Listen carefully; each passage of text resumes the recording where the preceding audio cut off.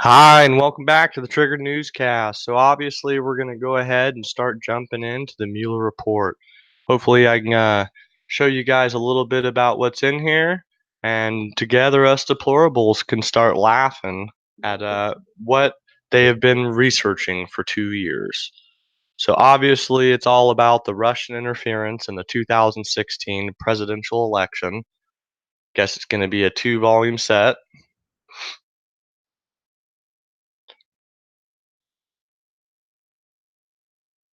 Nothing contained under that protected act. All right, let's see what's going to be in this bad boy.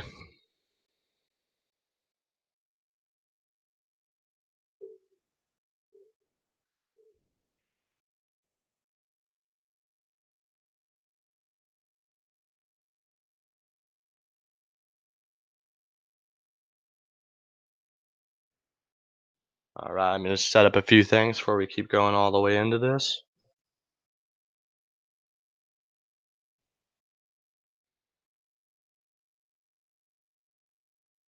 Just bear with me one moment.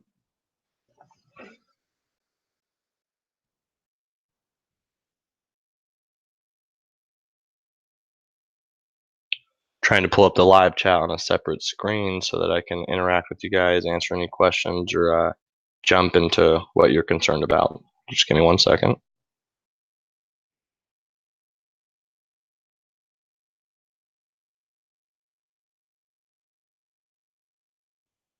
All right, got the live chat up. So we're going to go ahead and start jumping into it. And also, as we go through the Mueller report here pretty soon, I'm going to change the screencast to show the entire screen. And we'll get up some of the live reactions from the liberal left freaking out. And if you guys do see any other live stream with any funny freakouts, go ahead and drop it down in the chat so we can go over that too.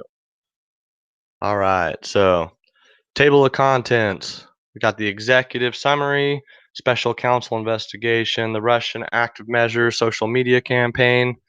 So the structure of the Internet Research Agency, funding and oversight, the IRA targets, and obviously that's already been brought up that the IRA and some of the IRA targets that are being investigated are the specific cases that are being blacked out.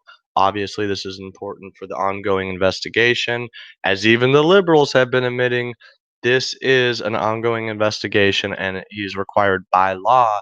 And so is the whole Department of Justice not to release anything about those ongoing investigations. So hopefully we'll get to learn as much as we can in this report. The only thing that has been redacted apparently in any significant amount is in the appendices, which is really going over the IRA targets and specifically, according to William Barr, the Roger Stone investigation. So we're going to see part C is going to go all throughout that.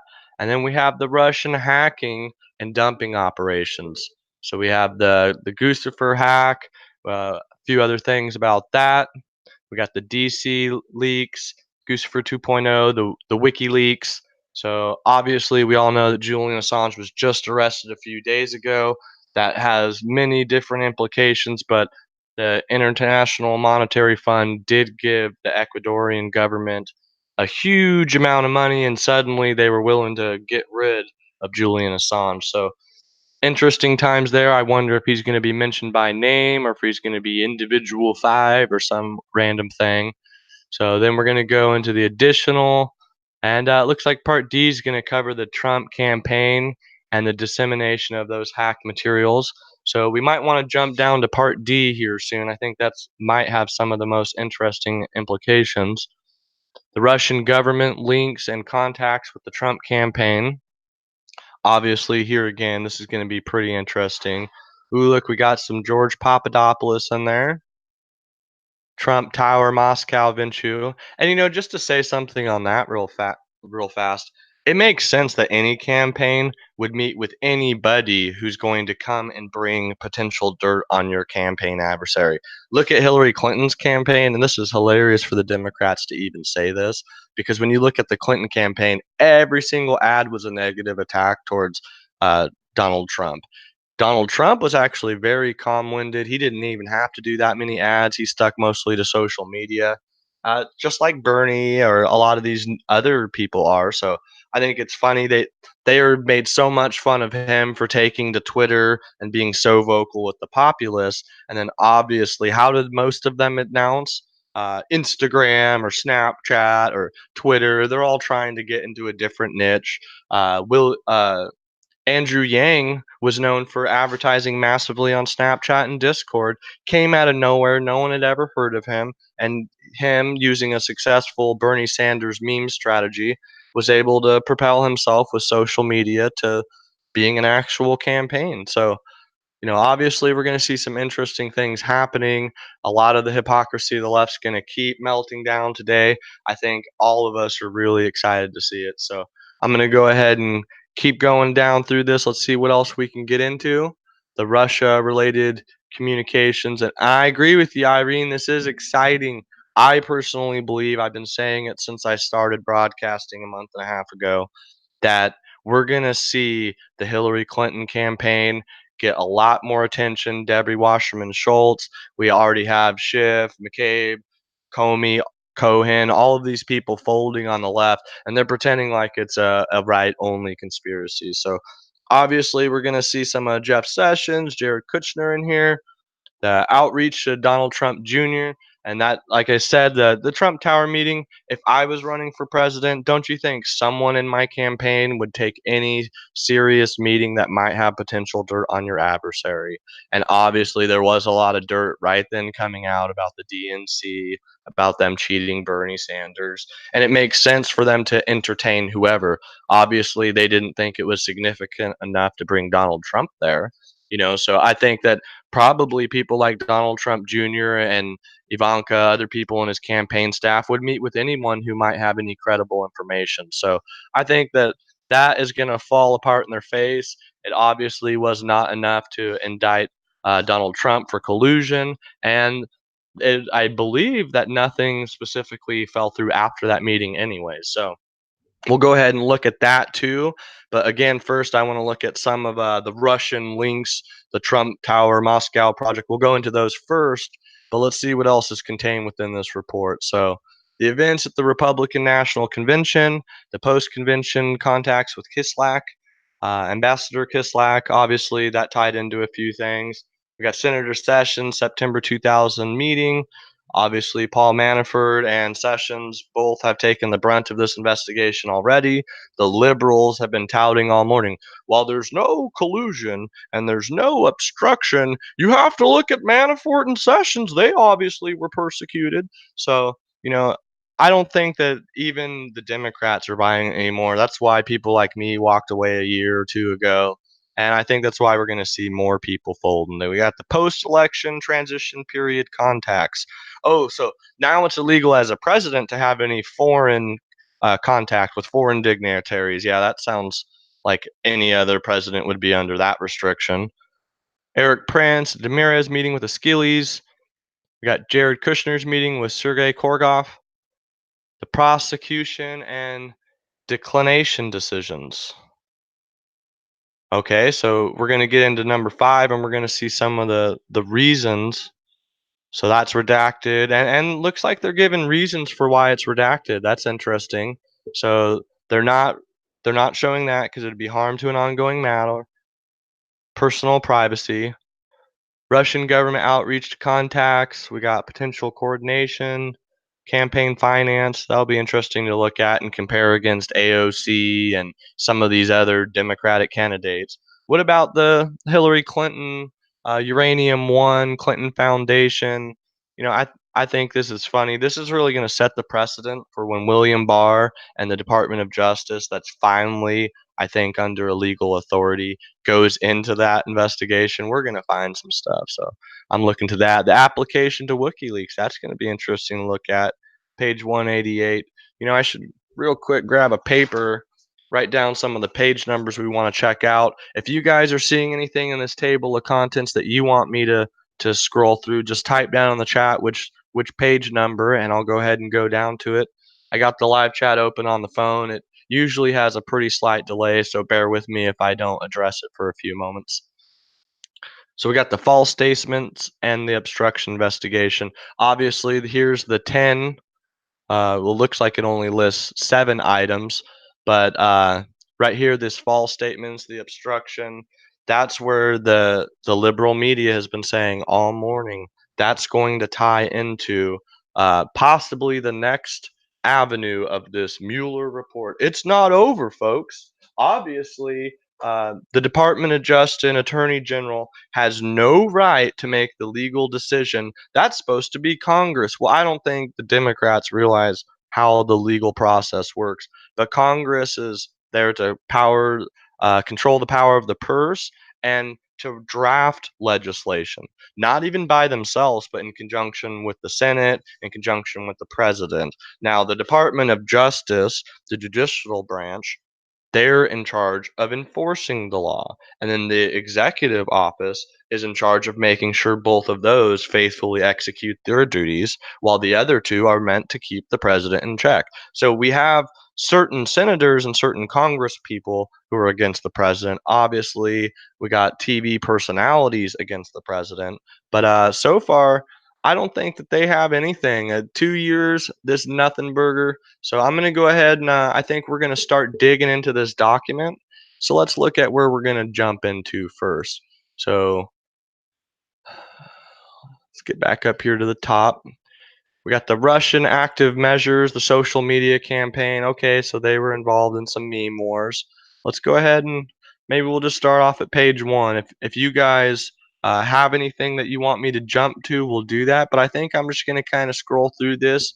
It's only 400 pages, so probably not going to read every single word live on here, but I want to give you guys the chance to see what's in this. And then I think as we start really digging into it, as I start really reading over and finding exactly what you guys want to see, again, let me know if there's a specific section that you've been hearing about and you want to see, and we'll go over it. So, the introduction, obviously, it's turned in. Maybe I'll see how long is this introduction? A couple pages. Maybe I'll just read this part right out for you guys, but I really don't want to needlessly read this. I want to get you guys the information, not necessarily be an audiobook. So, the Russian social media campaign. The Internet Research Agency, the IRA, carried out the earliest Russian interference operations identified by the investigation. A social media campaign designed to provoke and amplify political and social discord in the United States.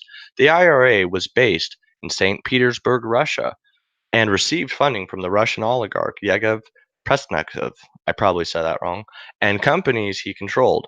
Presnakov is widely reported to have ties with the Russian president Vladimir Putin. So obviously there's some ongoing stuff here.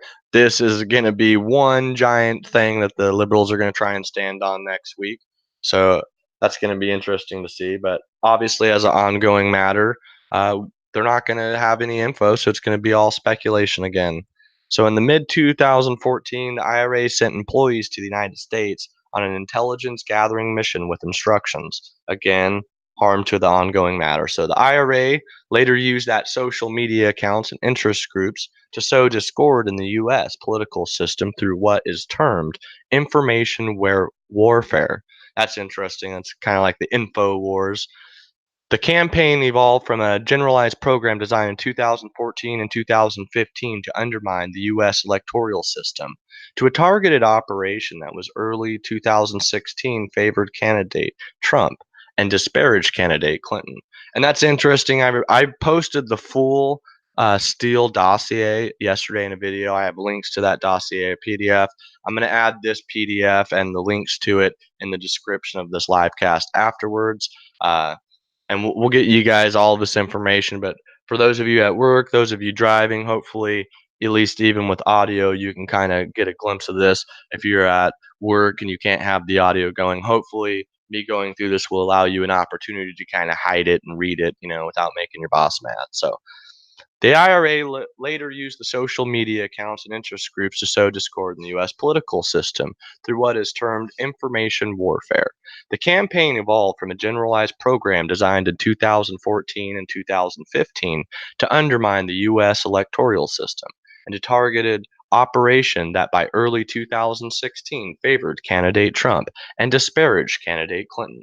The IRA's operation also included the purchase of political advertisements on the social media in the names of U.S. persons and entities, as well as staging of political rallies inside the United States. To organize those rallies, IRA employees posed as U.S. grassroots entities and persons and made contact with Trump supporters and Trump campaign officials in the United States. The investigation did not identify evidence that any U.S. persons conspired or coordinated with the IRA. Section 2 of this report details the office's investigation of the Russian social media campaign. So, here we're going to get into the Russian hacking operations. At the same time that the IRA operation began to focus on supporting candidate Trump, in early 2016, the Russian government employed a second form of interference: cyber intrusions, hacking, and releases of hacked material damaging to the Clinton campaign. The Russian intelligence service, known as the Main Intelligence Directorate of the General Staff of the Russian Army, the GRU, carried out these operations. In March 2016, the GRU began hacking the email accounts of Clinton campaign volunteers and employees, including campaign chairman John Podesta. In April 2016, the GRU hacked into the computer networks of the Democratic Congressional Campaign Committee, the DCCC, and the Democratic National Committee, the DNC. The GRU stole hundreds of thousands of documents from the comprised email accounts and networks. Around that time that the DNC announced in mid-June to 2016 the Russian government's role in hacking its network, the GRU began disseminating stolen materials through the fictitious online personas, DC Leaks, and Guccifer 2.0. The GRU later released additional materials through the organization WikiLeaks. So now we're going to get into, I think this is still furthering the Russian hacking. The presidential campaign of Donald Trump. Trump campaign. No problem, Anna. I really hope this helps you guys who are driving or can't do it yourself.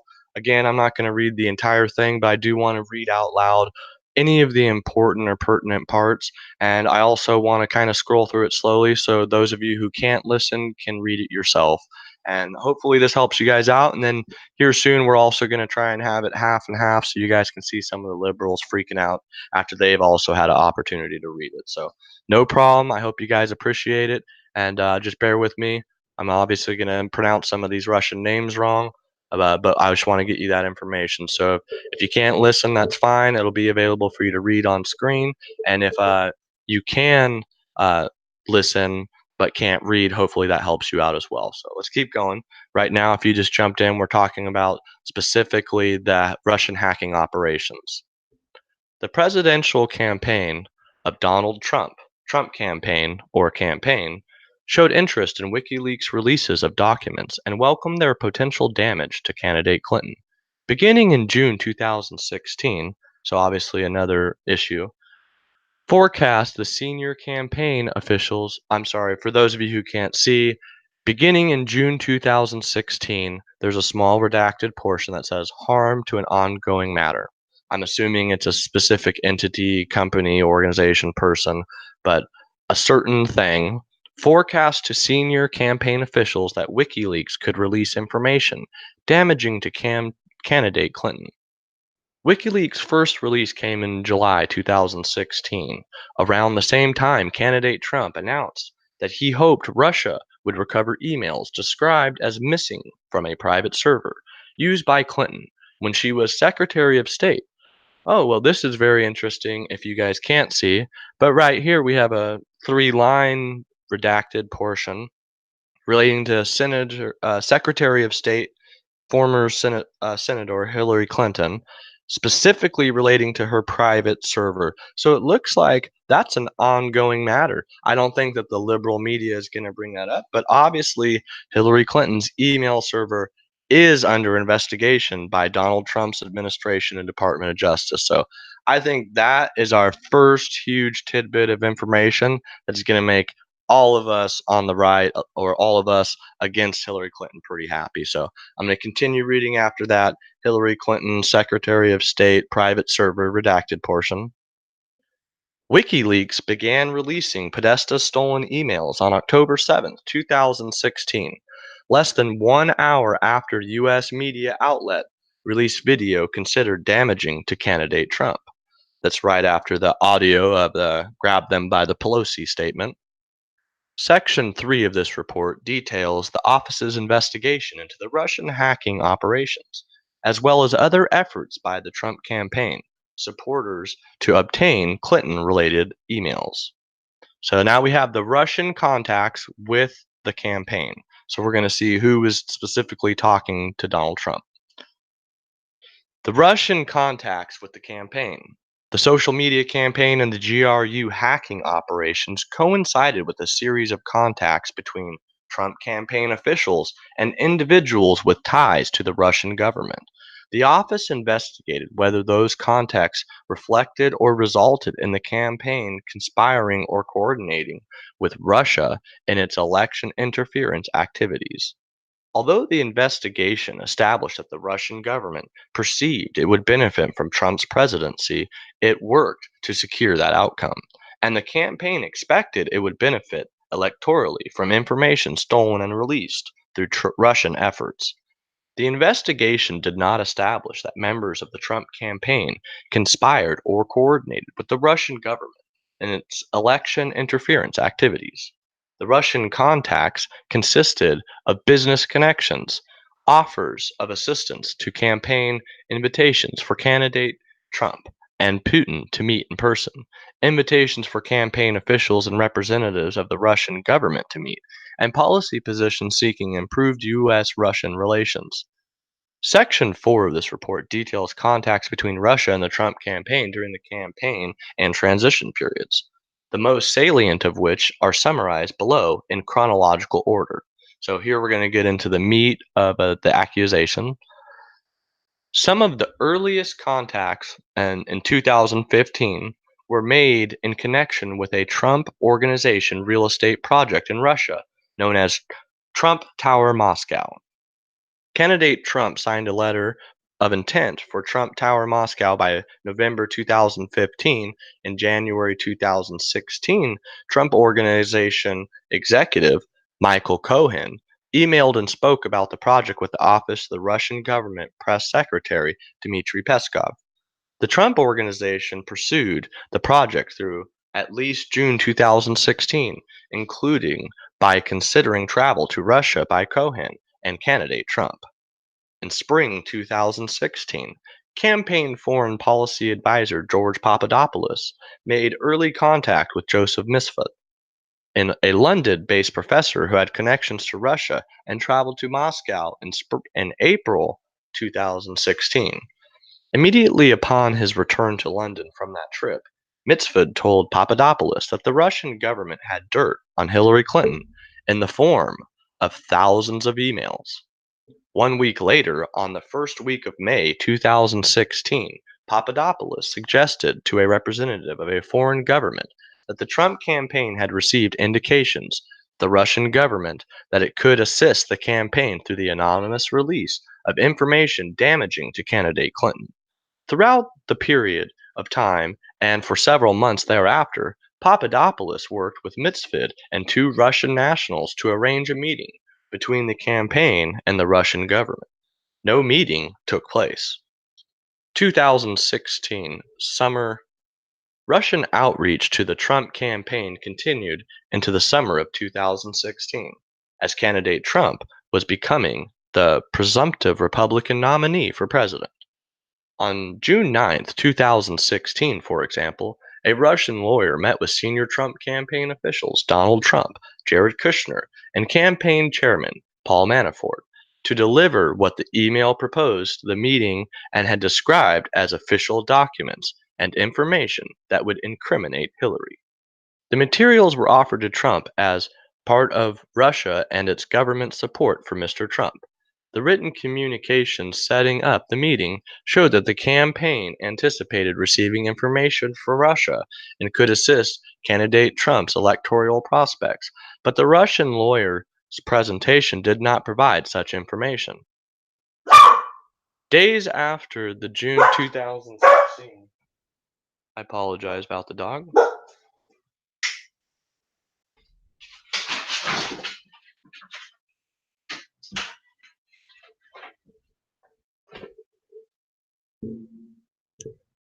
So obviously, the lawyer's presentation did not provide such information.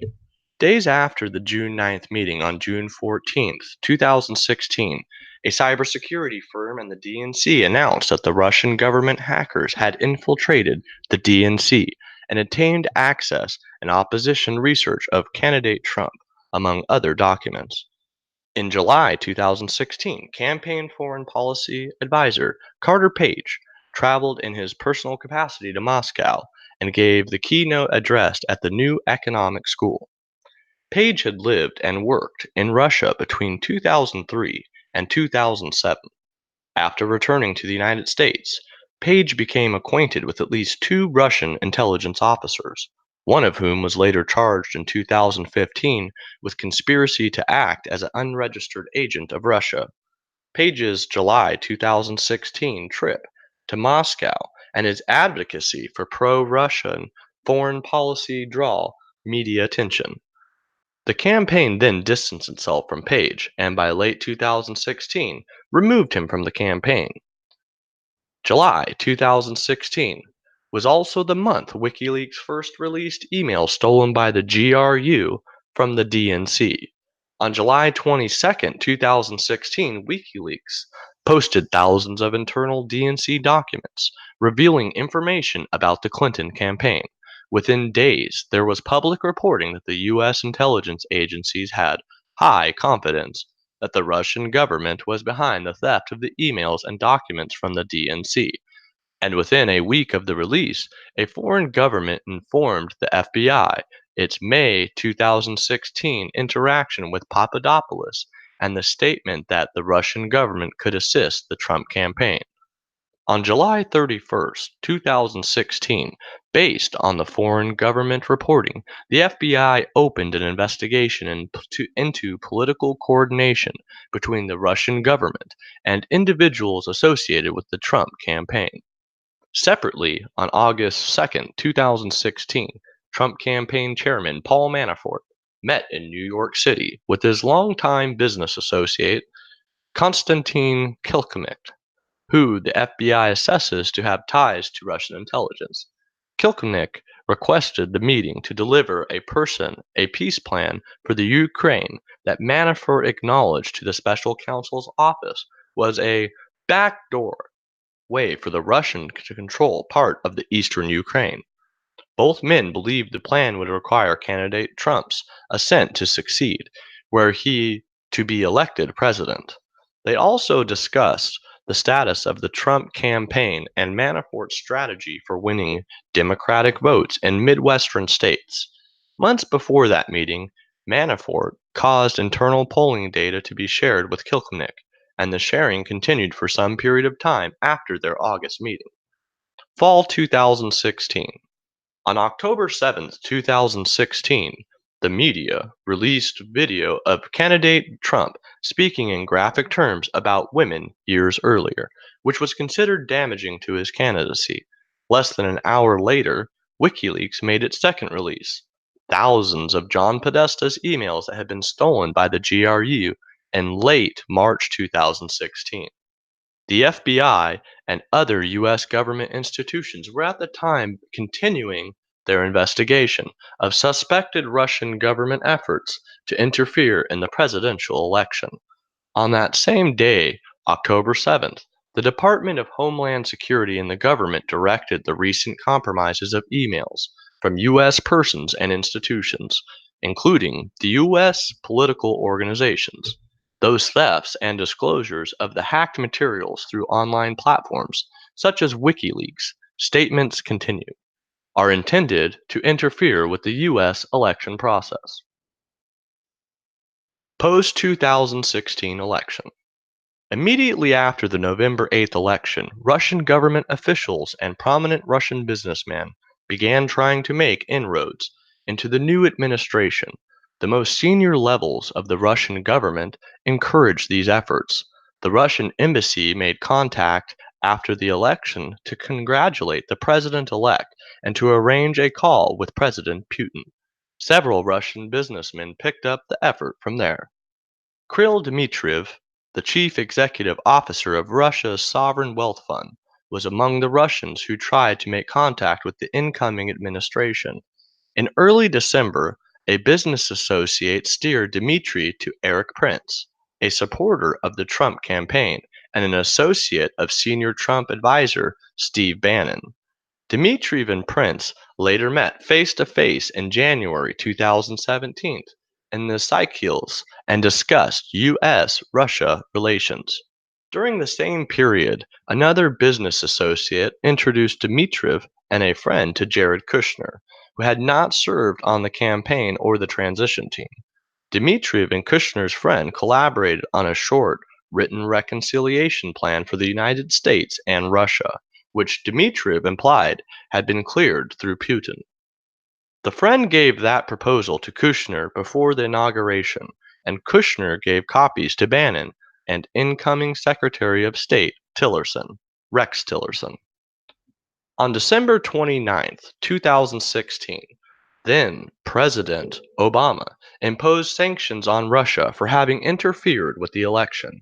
Incoming National Security Advisor Michael Flynn called Russian Ambassador Sergei Klasky and asked Russia not to escalate the situation in response to sanctions.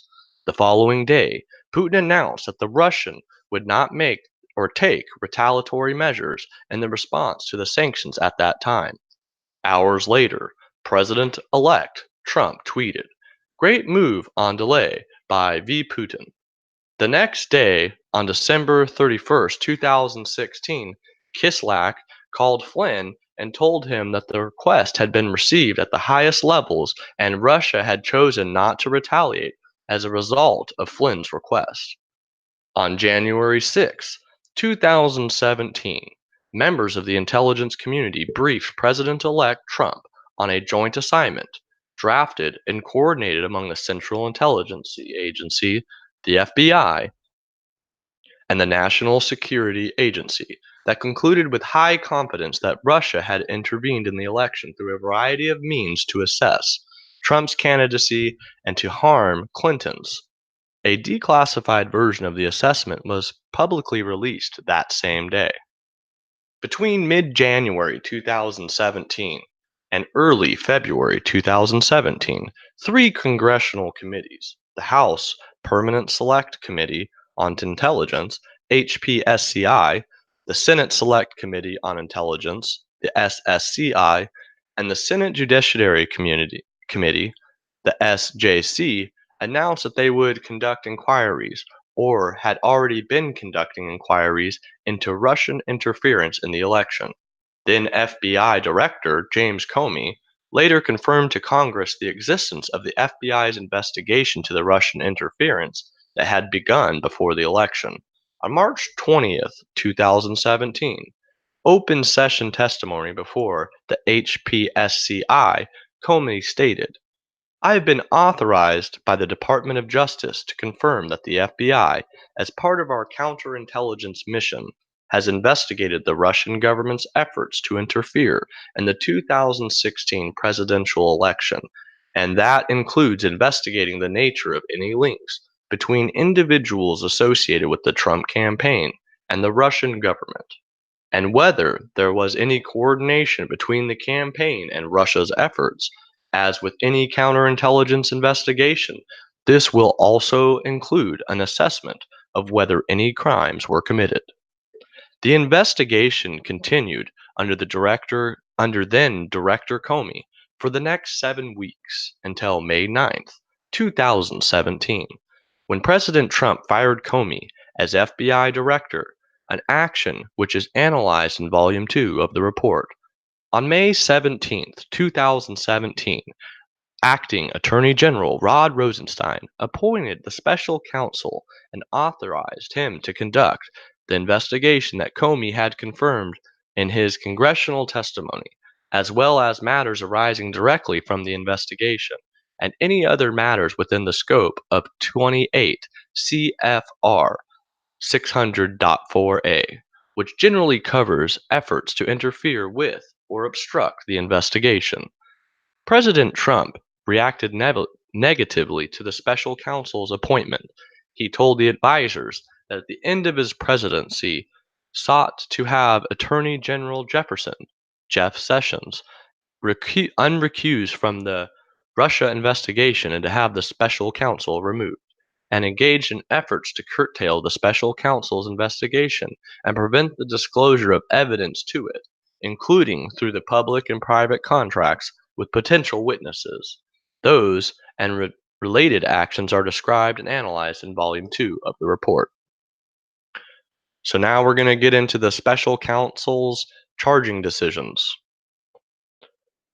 And if you guys are just joining me, I'm not going to read through the entire document, but the goal of this broadcast is to allow those who cannot read it themselves to hear it while they're at work or driving, and for those of you who cannot listen to it, a chance to read through significant portions yourself. Thanks for checking in, Irene, Anna Quintana. We got Skyjack. So we got hoax exposed, jail FBI, and the heads of the FBI, and Brian Chapper, Comey, Einstein, or maybe means Jeffrey Epstein, or Hillary Steele, Donna Brazil. Yep. What's up? Just stopping by to give a shout out to all the patriots in the chat. Yeah, thanks for stopping in, guys. Not only am I going to get you this significant information, but we're going to start reacting to some of the liberal meltdown here in a little while. So let me get back into it. For those of you listening, those of you just stopping by, give it a thumbs up, consider sharing it, and hopefully we can get more patriots into this chat so you guys can make fun of the liberals together. But I'm going to jump back into it. The special counsel's charging decisions. In reaching the charging decisions described in Volume 1 of the report, the office determined the conduct it found annotated to a violation of the federal criminal law, chargeable under the principles of federal prosecution. See Justice Manual 9-27.000 et sequence in 2018. The standard set forth in the Justice Manual is whether the conduct constitutes a crime. If so, whether admissible evidence would probably be sufficient and to obtain and sustain a conviction, and whether persecution would serve a substantial federal interest could be adequately served by prosecution elsewhere or through non-criminal alternatives. See Justice Manual 927.220. Section 5 of the report provides detailed explanations of the office's charging decisions, which contains three main components. First, the office determined that Russia's two principal interference operations in 2016 U.S. presidential election, the social media campaign and the hacking and dumping operations, violated U.S. criminal law. Many of the individuals and entities involved in the social media campaign have been charged with participating in a conspiracy to defraud the United States by undermining through deceptive acts the work of federal agencies charged with the regulating foreign influence in U.S. elections, as well as related counts of identity theft. See United States v. Internet Research Agency et al. Number 18-CR-32 DDC. Separately, Russian intelligence officials who carried out the hacking in the Democratic Party computers and the personal email accounts of individuals affiliated with the Clinton campaign conspired to violate, among other federal laws, the Federal Computer Intrusion Statute, and they have been so charged. See United States v. Netesco et al. Number 18-CR-215 DDC. So obviously this part is redacted. It looks like 3.5 lines, and it says harm to an ongoing matter and personal privacy. But these are obviously not connected to Donald Trump or his staff campaign. It's specifically attached to the Russian hackers who got into Hillary Clinton's server and the DNC servers. And so it's this, if you just stopped in earlier in the section, Hillary Clinton, one of the big bombshells that this Mueller report has already informed us of is the Hillary Clinton investigation is an ongoing matter still. So the case is not closed. The FBI, the Department of Justice are still trying to prosecute Hillary Clinton. So to continue on, after the redacted portion, second, While the investigation identified numerous links between individuals with ties to the Russian government and individuals associated with the Trump campaign, the evidence was not sufficient to support criminal charges. Among other things, the evidence was not sufficient to charge any campaign official as an unregistered agent of the Russian government or other Russian principal, and our evidence about the June 9, 2016 meeting and WikiLeaks' release of hacking materials was not sufficient to charge criminal campaign finance violation. Further, the evidence was not sufficient to charge that any member of the Trump campaign conspired with representatives of the Russian government to interfere in the 2016 election. Third, the investigation established that several individuals affiliated with the Trump campaign lied to the office and to Congress about their interactions with Russian affiliated individuals and related matters. Those lies materially impaired the investigation of the Russian election interference. The office charged some of those lies as violation of the federal false statement statute. Former National Security Advisor Michael Flynn pleaded guilty to lying about his interactions with the Russian ambassador Kislyak during a transition period.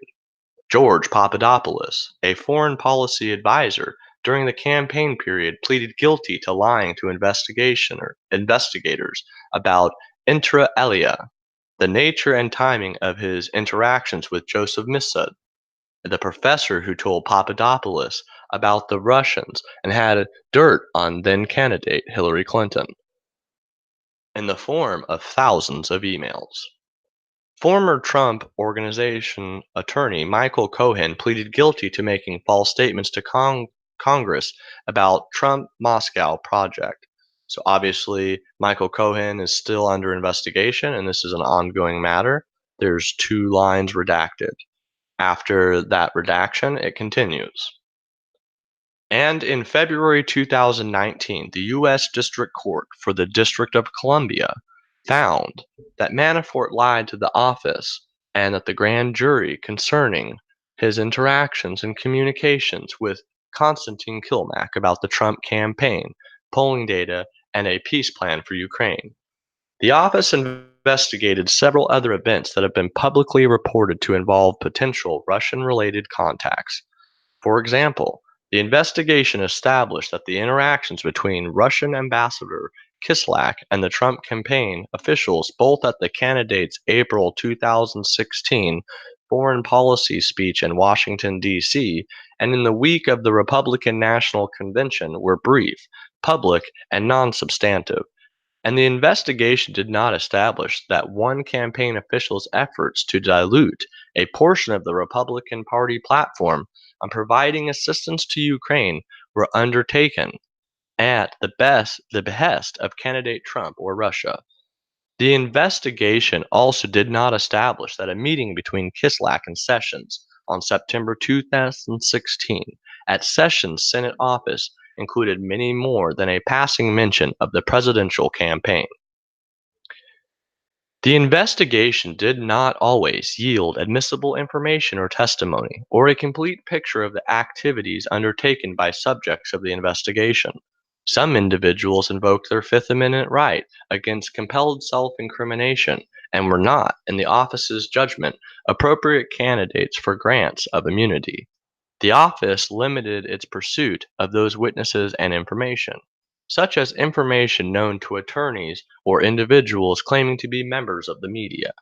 In light of internal Department of Justice policies, see e.g. Justice Manual 9-13.400, 13.410.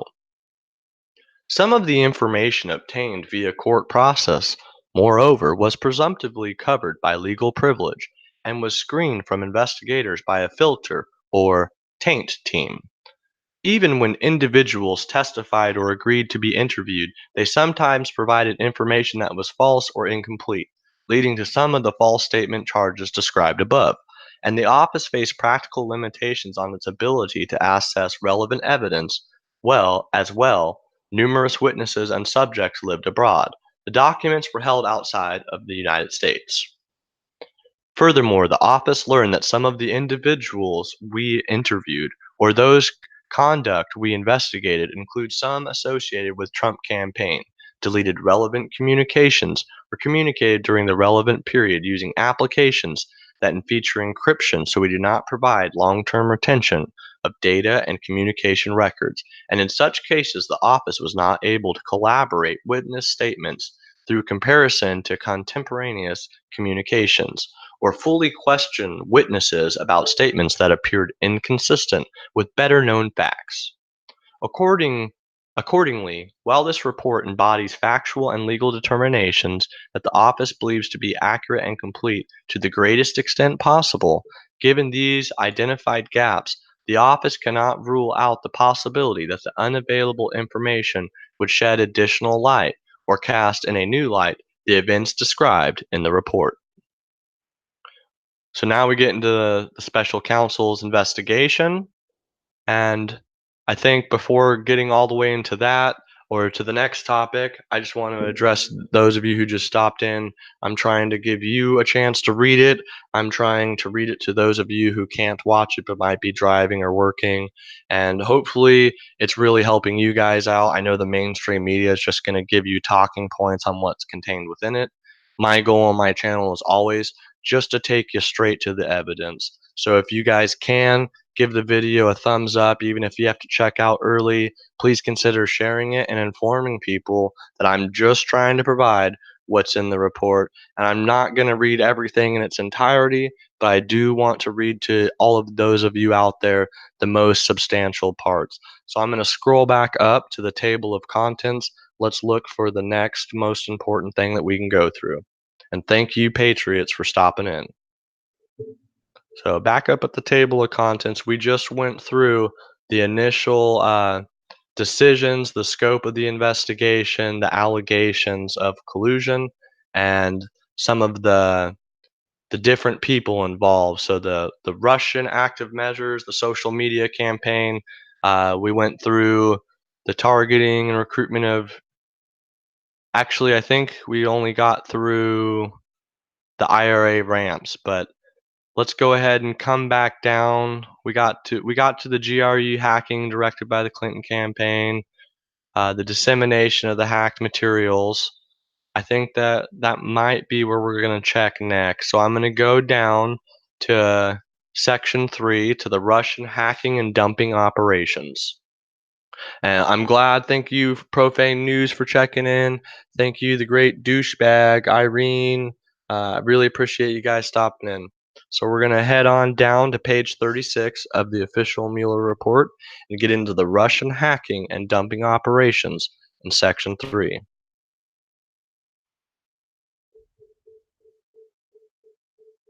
It does look like significant portion is redacted out here in the middle, down by page 50. I'm gonna go ahead and want to look forward to that too. So.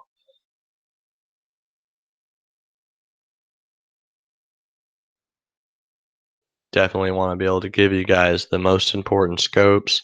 Looks like right as we jump into this one, we're going to see a significant amount of redacted material, a lot of ongoing investigations still. So,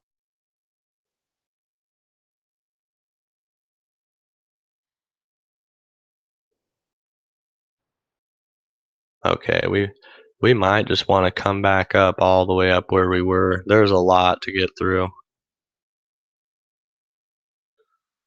Okay, well, I think we'll just go back to the special counsel's charging decisions. There's too many redacted portions, and I think there's too much substantial stuff. I might be able to read through the whole report, less that is redacted. So let's just continue. Let's get through what we can. If you guys can get up and see the at least the table of contents, if there's anything specifically you'd like me to skip to or go over first, but I think I'm just going to keep taking you in chronological order. So thanks again for stopping in, and let's get back into it.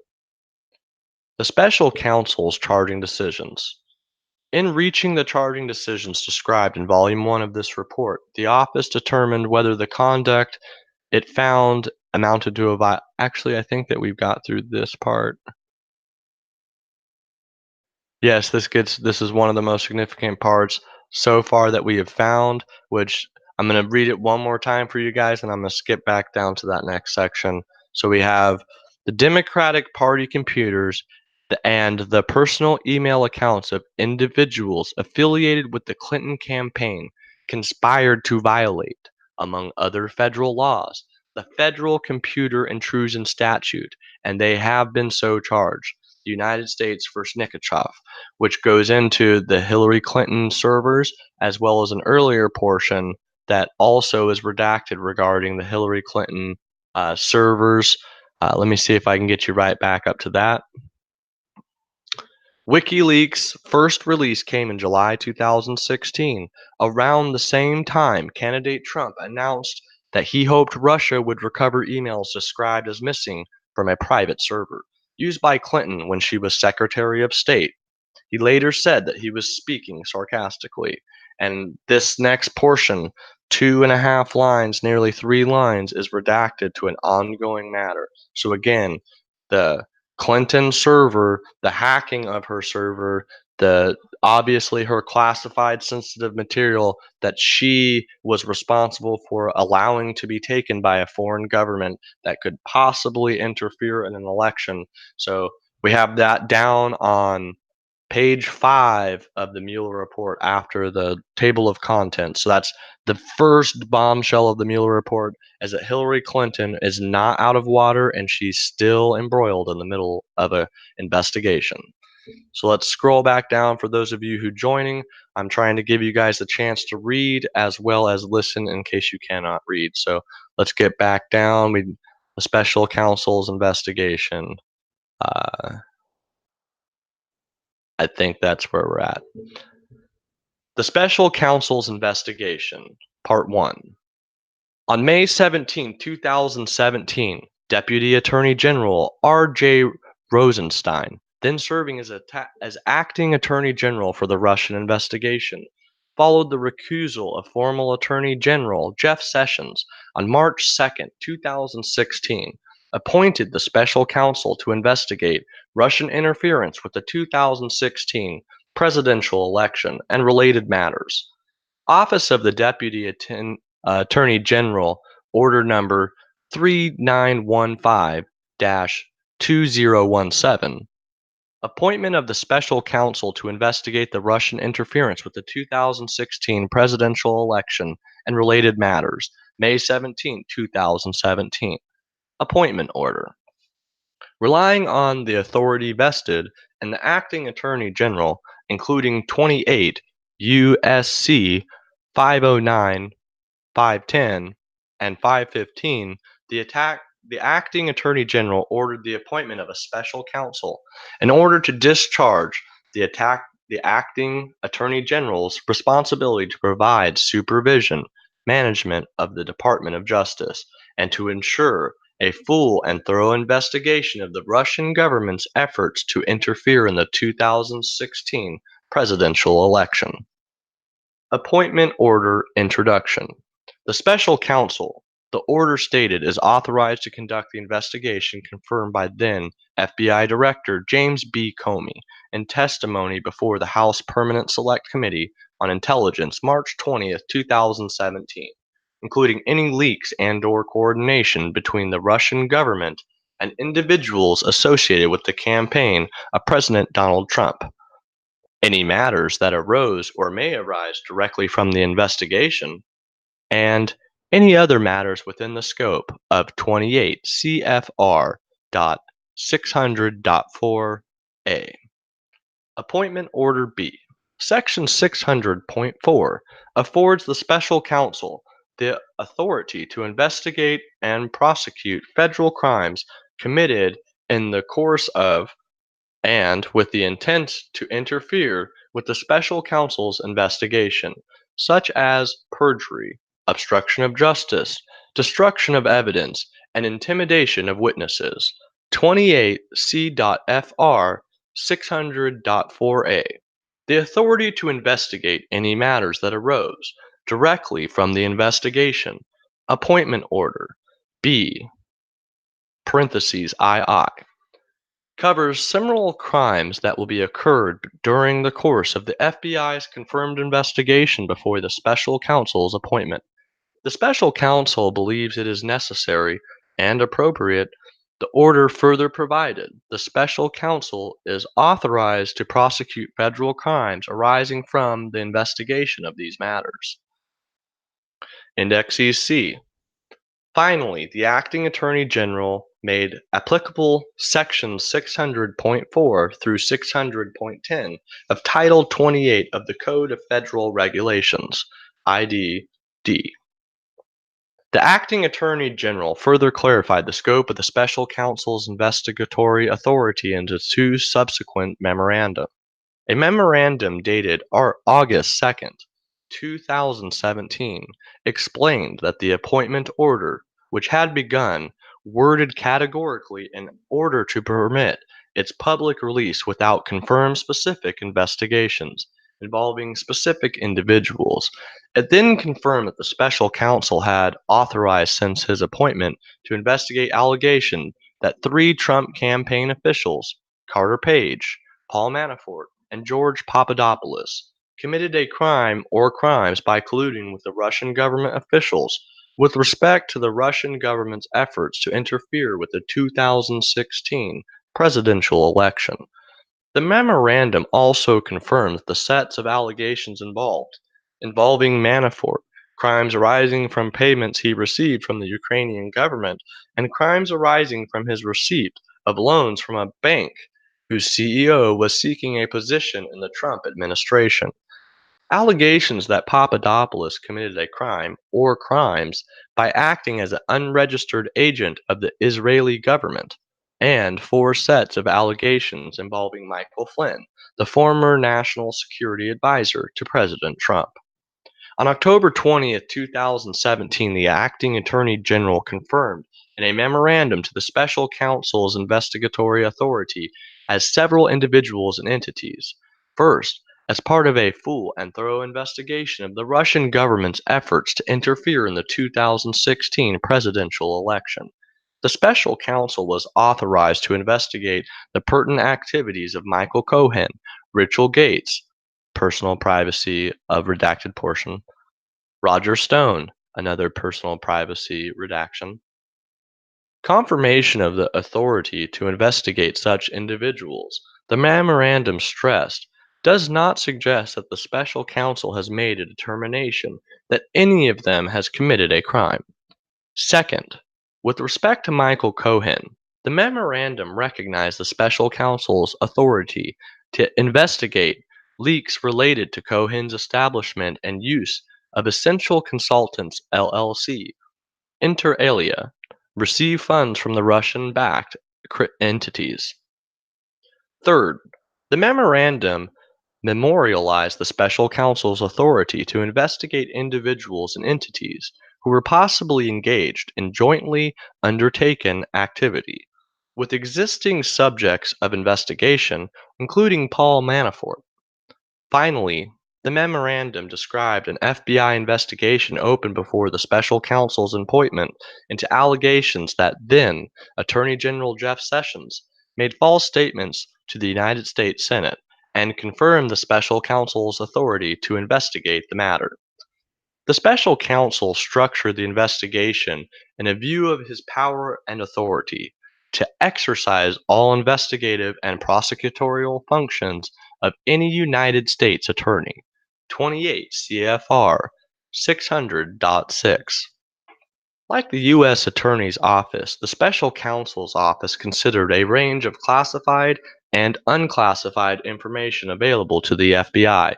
In the course of the office's Russian investigation, the office structured that the work around the evidence for possible use in prosecutions of federal crimes, assuming that one or more crimes were identified that warranted prosecution. There was substantial evidence immediately available to the special counsel at the inception of the investigation in May 2017 because the FBI, by that time, already investigated Russian election interference for nearly 10 months. The special counsel's office exercised its judgment regarding what to investigate and did not, for instance, investigate every public report of contact between the Trump campaign and the Russian affiliated individual entities. Obviously, that right there is going to be another line that all liberals are going to point to in the coming weeks. So go ahead and maybe jot that down mentally or with a pen if you can. Thank all of you for stopping in. Not a problem. If you can hear me reading it, that's what I'm here for. If you can't listen to me, I'm hopefully going slow enough you can read along for yourself at work. It was actually kind of hard to find the full published report. It is available at cbsnews.com/news/Mueller report released. It's kind of hard to find on their own website. I think they really are just trying to force you to watch their live stream. So I'm going to go ahead and just keep giving this to you. If you guys could, please give it a thumbs up, maybe share it on Twitter, Facebook, whatever social media you use, and allow other people who just want the information, not specifically talking heads' opinions. So I'm going to keep going. The special counsel structured the investigation in view of its power and authority. So I've read through this portion. The office has concluded its investigation into links and coordination between the Russian government and individuals associated with the Trump campaign. Certain proceedings associated with the office's work remain ongoing. After consultation with the Office of Deputy Attorney General, the office has transferred responsibility for those remaining issues to other components of the Department of Justice and FBI. Appendix D lists those transfers. Two district courts confirmed that the Department of Justice and FBI had transferred the responsibility. I'm sorry, I got off on one line. Let me restart the sentence. Two district courts confirmed the breadth of the special counsel's authority to investigate Russian election interference and links or coordination with the Trump campaign. See United States v. Manafort 312 F. Sup 3D 60 79-83 DDC 2018, the United States vs. Manafort 321 F. Sup 3D 640, 650 to 655 EDVA 2018. In the course of conducting that investigation, the office periodically identified evidence of potential criminal activity of the United States, potential criminal activity that was outside the scope of the special counsel's authority and established by the acting attorney general. After consultation with the office of the deputy general, the office referred that the evidence to appropriate law enforcement authorities, principally other components of the Department of Justice, and to the FBI. Appendix D summarizes those referrals. Let me just pull that live chat back up. Sorry about that.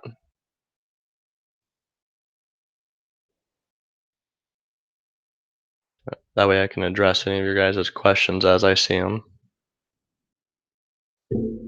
To carry out the investigation and prosecution of the matters assigned to him, the special counsel assembled a team that at its high point included 19 attorneys, 5 of whom joined the office from private practice and 14 and on detail or assigned from other Department of Justice components.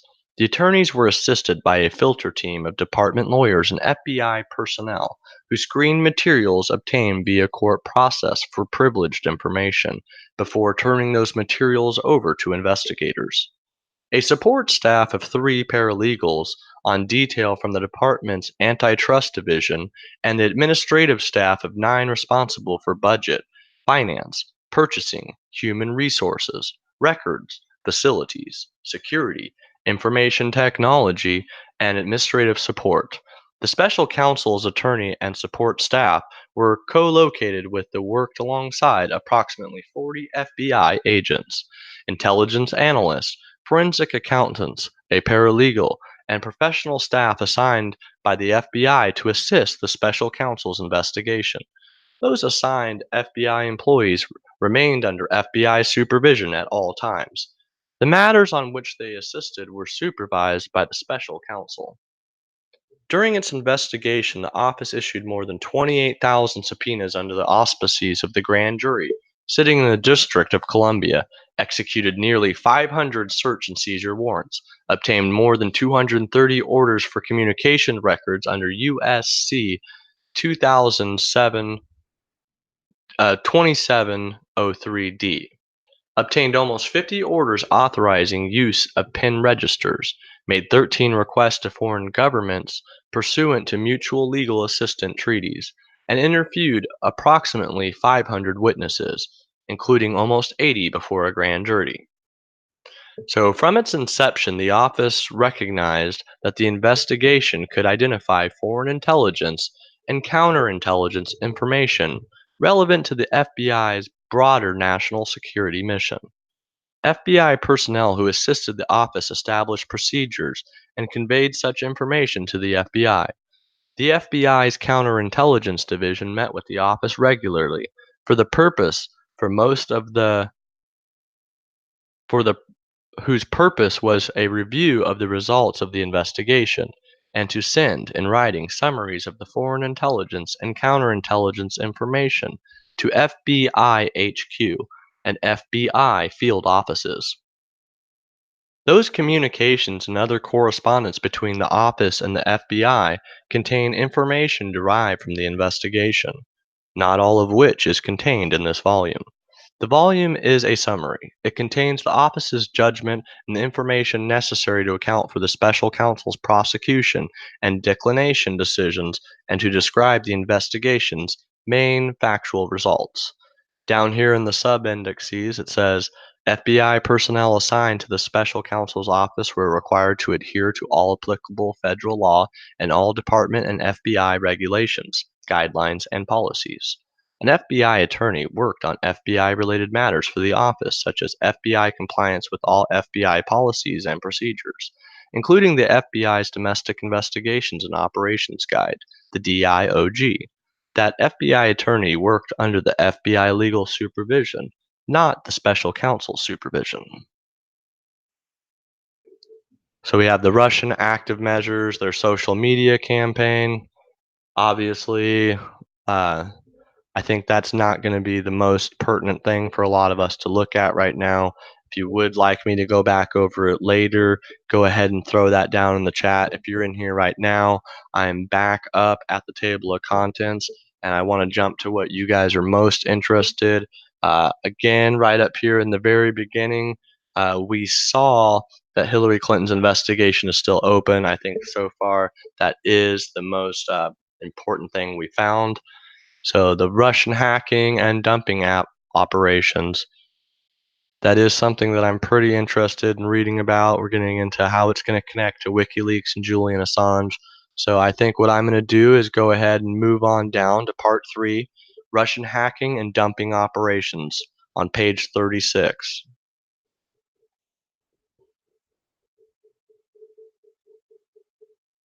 Again, thank you guys for stopping in. I'm just trying to give you the most pertinent information of the report. There is a substantial portion of the social media campaign that is redacted. So far, it looks like we might have been able to get through that in just a few moments. If you guys want me to in the chat, go ahead and say it, and I'll go back up and read through that section. But I'm really interested in this hacking campaign, the Guccifer, the WikiLeaks dump, and how it connects to Julian Assange. Was that page 36 of the Mueller report? I'm going to continue on. GRU hacking directed at the Clinton campaign. The GRU units targeted the Clinton campaign. 2 military units of the GRU carried out the computer intrusions into the Clinton campaign, DNC, and DCCC. Military units 26165 and 74455, Military Unit 26165 is a GRU cyber unit dedicated to targeting military, political, governmental, and non-governmental organizations outside of Russia, including in the United States. The unit was subdivided into departments with different specialities. One department, for instance, developed in specializing malicious software, malware, while other departments conducted large-scale uh, spear phishing campaigns. And we have a small redacted portion that says an investigative technique. So obviously they were doing some kind of analysis of a Bitcoin mining operation. We do have a couple sub-indices already referred to here. The pertinent ones have to do with the military unit. We have 110, the Netshiko incident, and 111, which is regarding the non-governmental and different GRU cyber targets. Separate from the office's indictment of the GRU officers, in October 2018, a grand jury sitting in the Western District of Pennsylvania returned an indictment charging certain members of Unit 26165 with hacking the U.S. Anti-Doping Agency and the World Anti-Doping Agency with other international support and associations. And then we also have 112. A spear phishing email is designed to appear as though it originates from a trusted source and solicits information to enable the sender to gain access to an account or network, or causes the recipient to secure bitcoins used to purchase computer infrastructure used in hacking operations. Military Unit 74455 is related to the GRU unit with multiple departments that encourage cyber operations. And I'm sorry about that, of cyber operations. Unit 74455 assisted in the release of documents stolen by Unit 26165, the promotion of those releases, and the publication of anti-Clinton content on social media accounts operated by the GRU. Officers from Unit 74455 separately hacked computers belonging to the state boards of elections, secretaries of state, and U.S. companies that supplied software and other technology related to the administration of U.S. elections. Beginning in mid-March 2016, Unit 26165 had primary responsibility for hacking the DCC and DNC as well as email accounts of individuals affiliated with the Clinton campaign. Unit 26165 used, and we have a small redacted portion, it looks like it says an investigative technique, to learn about investigative technique, different democratic websites, including Democrats.org, HillaryClinton.com, DNC.org, and DCC.org. Now we have another 2.5 lines redacted, which also say investigative technique. Before the GRU had obtained any credentials or gained access to these networks, indicating that the later DCC and DNC intrusions were not crimes of opportunity, but rather the result of targeting. GRU officers also sent hundreds of spear phishing emails to the work and personal email accounts of Clinton campaign employees and volunteers. Between March 10, 2016 and March 15, 2016, Unit 26165 appears to have sent approximately 90 spear phishing emails to email accounts at HillaryClinton.com. Starting on March 15, 2016, the GRU began targeting Google email accounts used by Clinton campaign employees, along with a smaller number of DNC.org email accounts.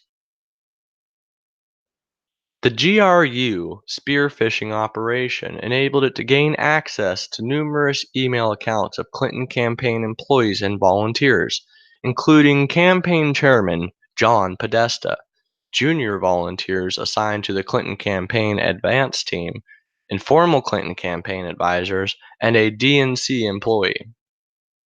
GRU officers stole tens of thousands of emails from spear phishing victims, including various Clinton campaign related communications.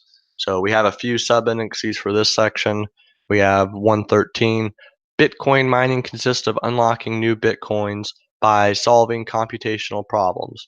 And we have an investigative technique redacted portion, kept its newly mined coins in an account on the Bitcoin exchange platform CEX.io to make purchases. The GRU routed funds into other accounts through transactions designed to obscure source of funds. And the next few are all relating to the Nekashov incident. Uh, while there was extra sections, 117 and 118, they were both redacted as investigative techniques. Intrusions into the DCC and DNC networks. Initial access. By no later than April 12, 2016, the GRU had gained access to the DCC computer network using the credentials stolen from a DCC employee who had been successfully spearphished the week before.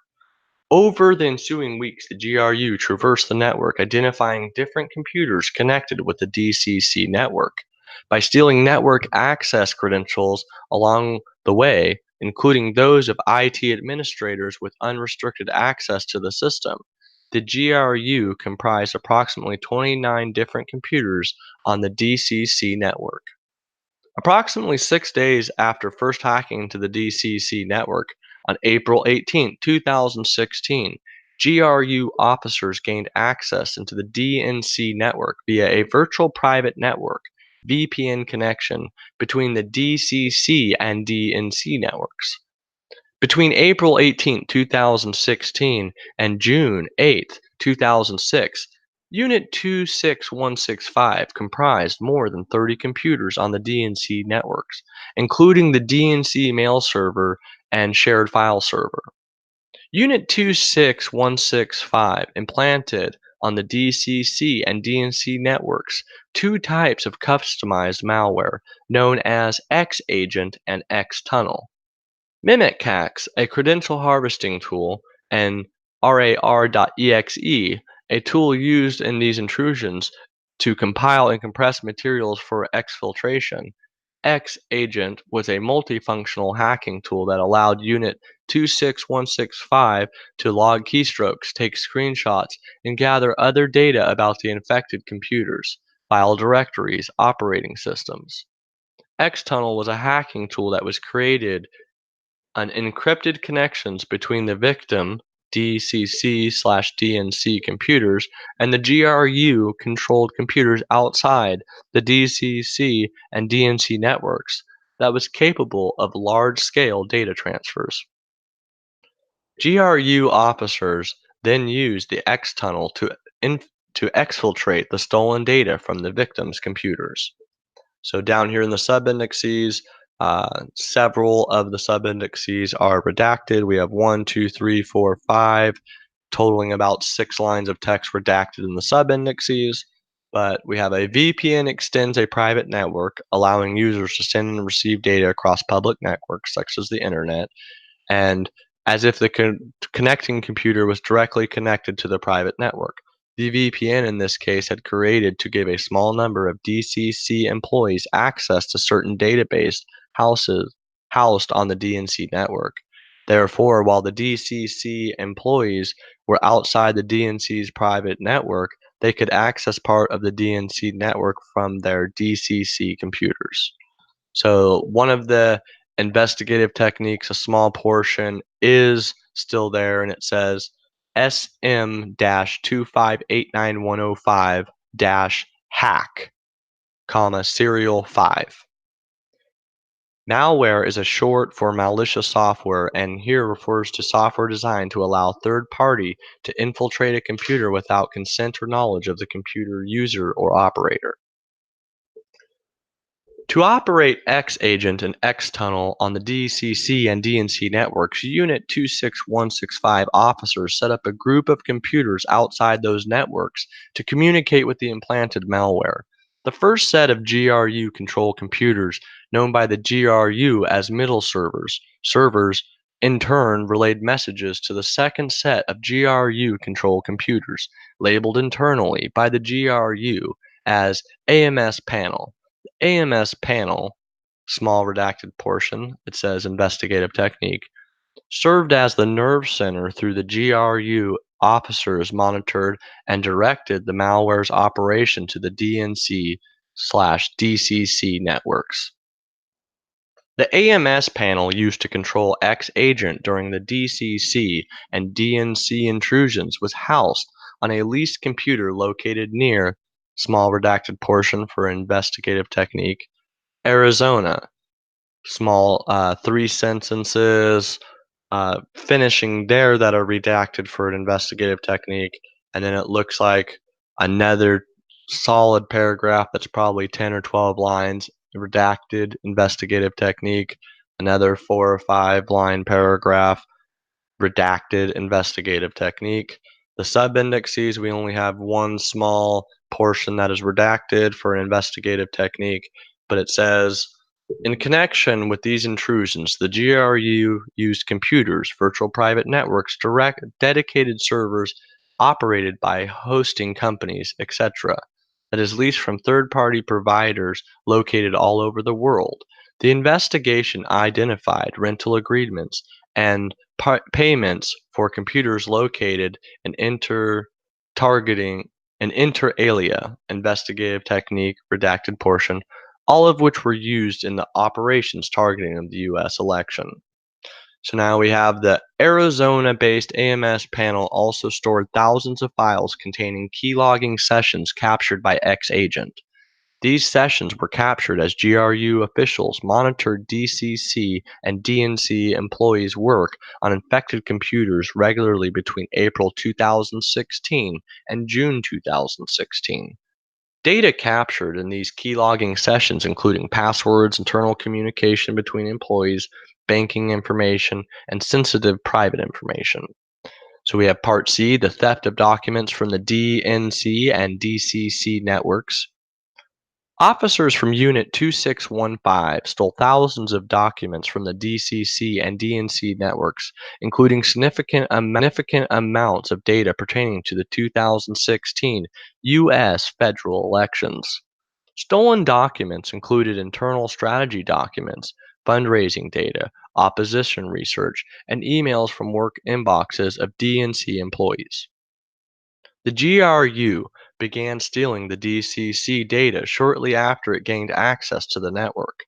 On April 14, 2016, approximately 3 days after the initial intrusion, GRU officers downloaded rar.exe onto the DCC's document server. The following day, the GRU searched one compromised DCC computer for files containing search terms that included Hillary, DNC, Cruz, and Trump.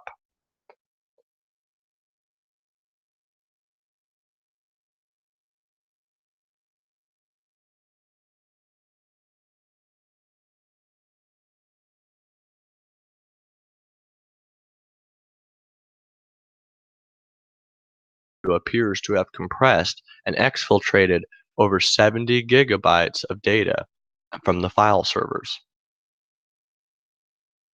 It looks like the screencast share, is it back up now if you guys can see it? It looks like it cut out for a moment there. Sorry about that.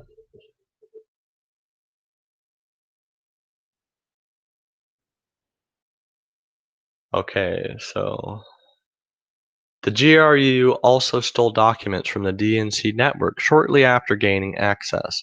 On April 22, 2016, the GRU copied files from the DNC networks to GRU-controlled computers.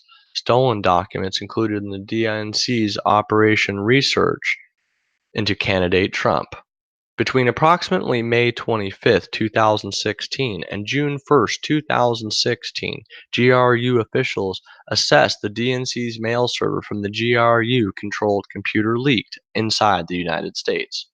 During these connections, again, everything in the sub-indexes, we have the Nacheko incident, investigative technique, investigative techniques,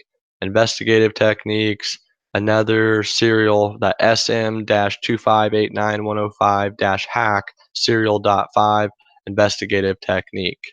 Investigative technique, see SM25, so again, see that another serial number, SM-2589105- GJ,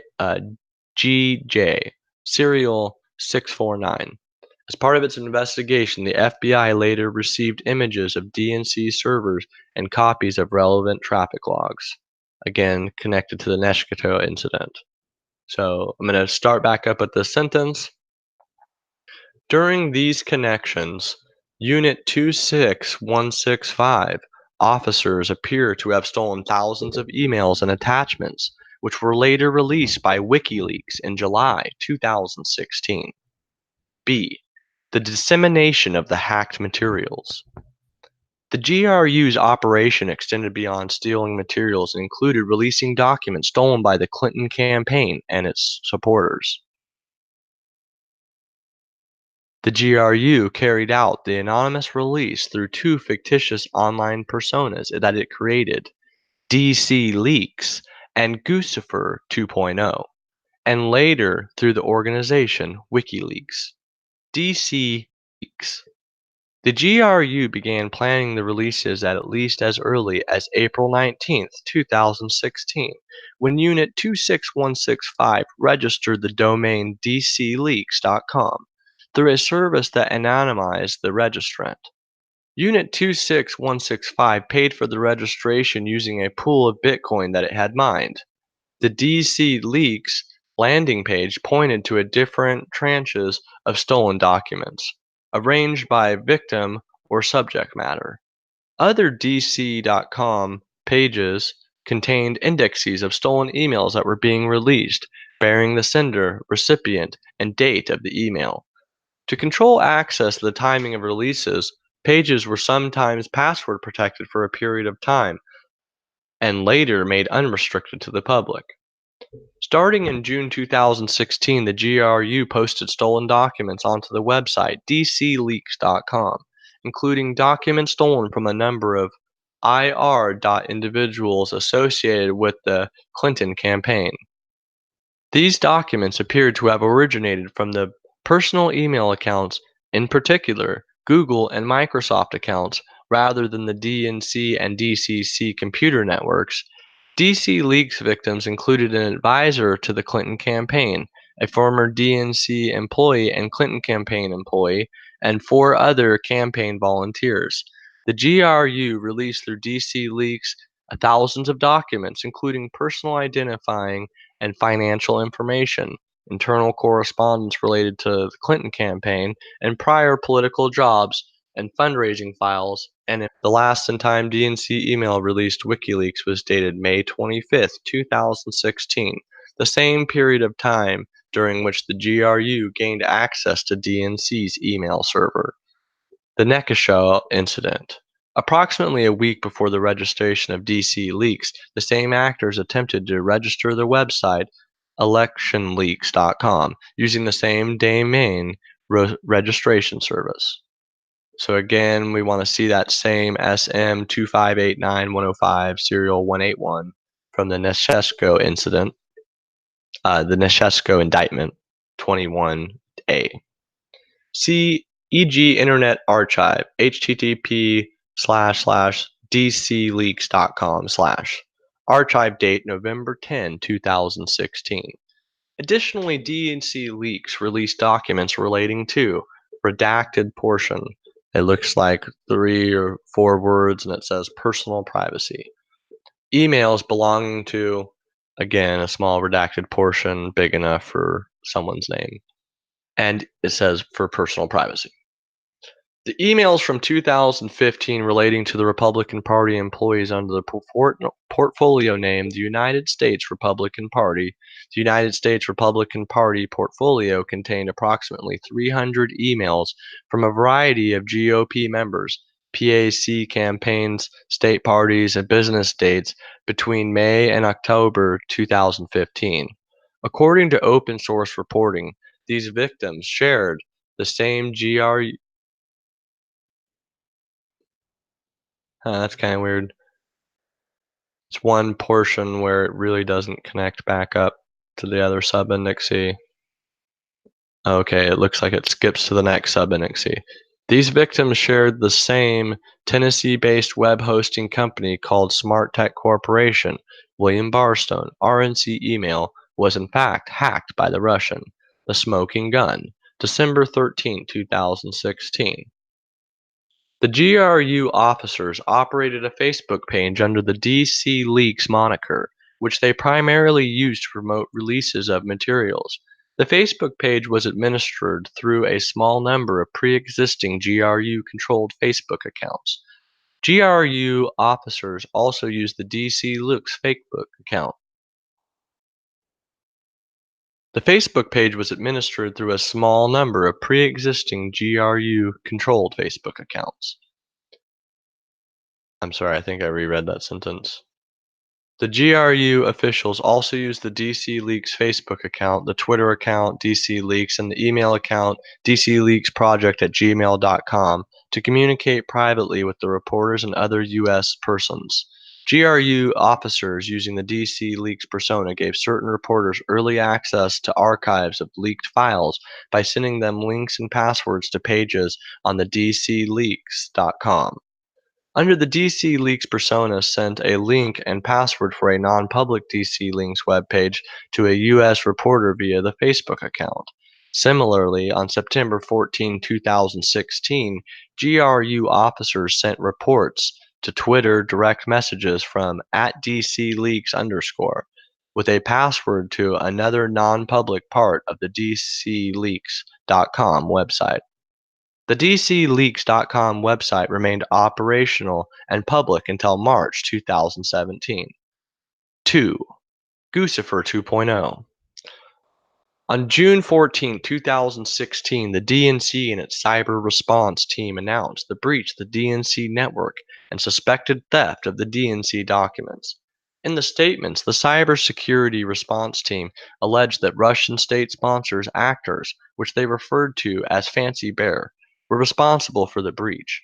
Apparently, in a response to that announcement on June 15, 2016, GRU officers using the persona Guccifer 2.0 created a WordPress blog, and in hours leading up to the launch of that WordPress blog, GRU officers logged into the Moscow-based server and managed by Unit 74455 and searched for a number of specific words and phrases in English, including some hundred sheets, Illuminati, and worldwide known.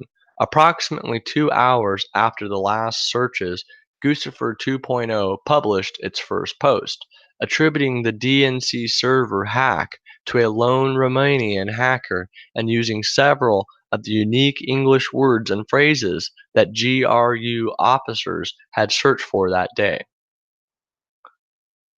Again, a few small redacted portions. They're talking about the different Facebook message IDs. Anything pertinent there is redacted for personal privacy.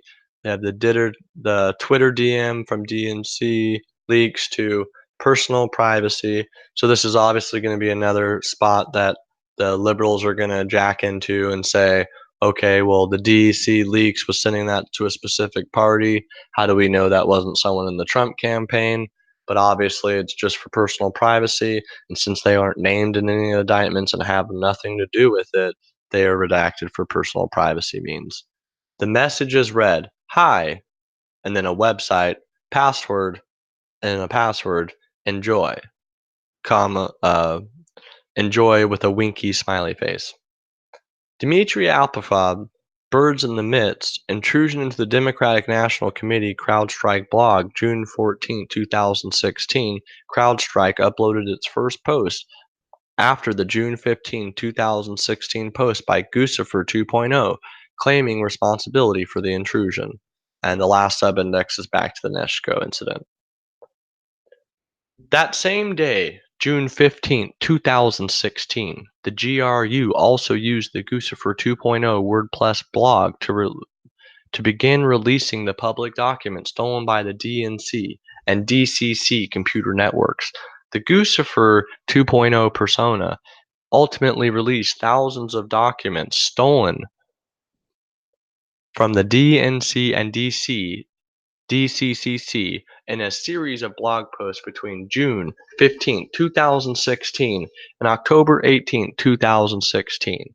Released documents included opposition research performed by the DNC, including a memorandum analyzing potential criticisms of candidate Trump, internal policy documents such as recommending on how to address politically sensitive issues, analyses of specific congressional races, and fundraising documents.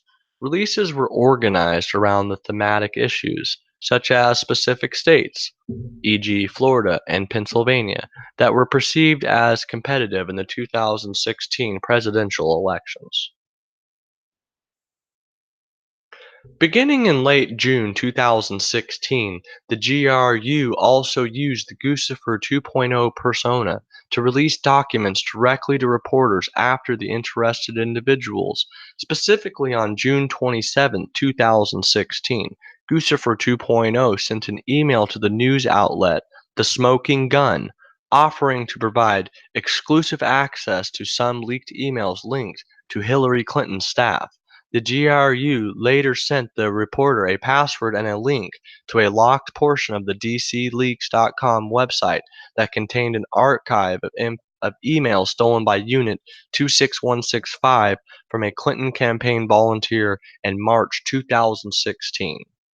That the Guccifer 2.0 persona provided reporters access to a restricted portion of the DC Leaks website tends to indicate that both personas were operated by the same or closely related group of people.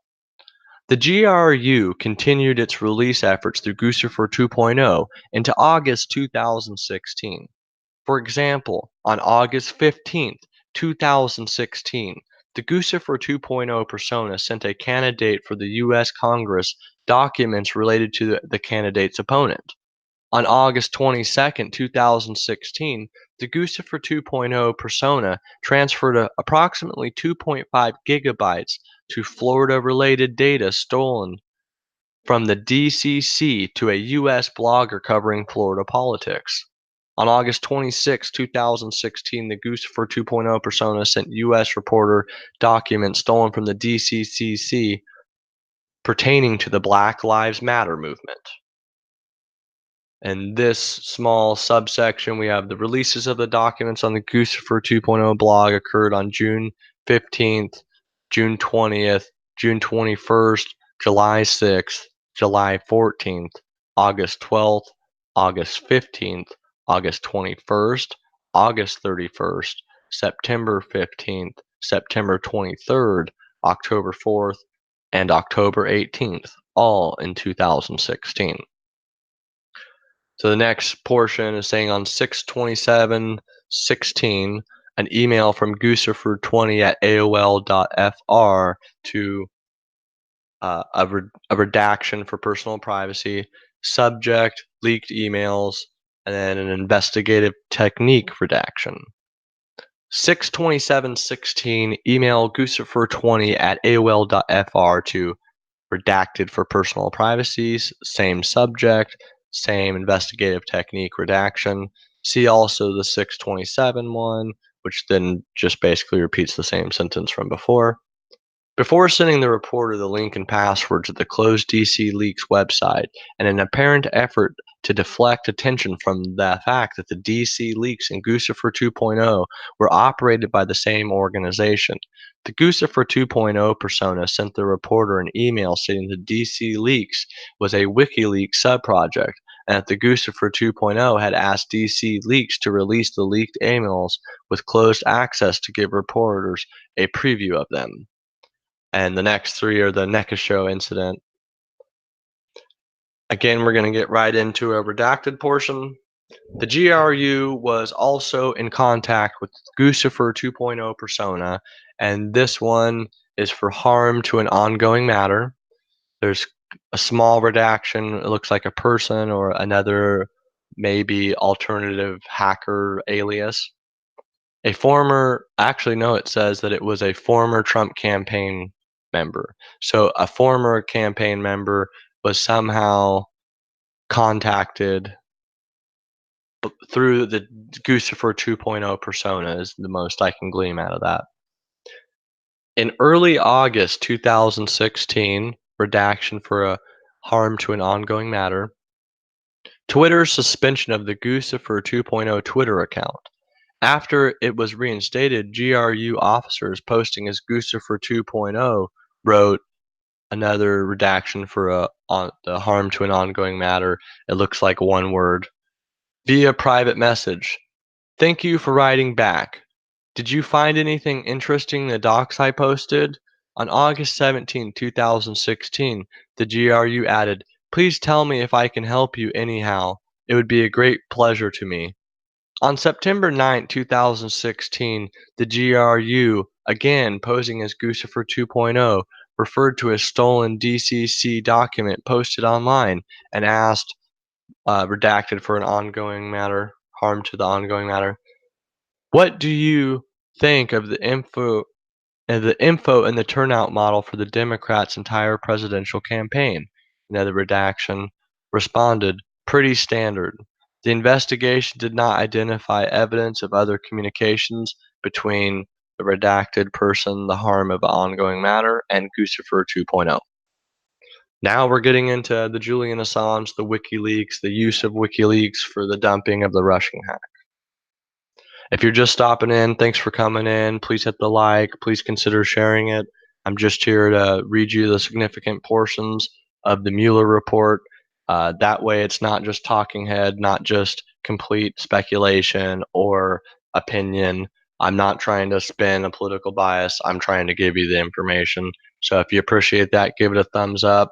I'm going to continue reading through and going slow enough for those who can't listen to read, and for those of you who can't read to listen. So thanks for stopping in. I'm going to keep going. The use of WikiLeaks. In order to expand its influence in the 2016 U.S. presidential elections, the GRU units transferred many of the documents they stole from the DNC chairman of the Clinton campaign to WikiLeaks. So that's from John Podesta to the WikiLeaks.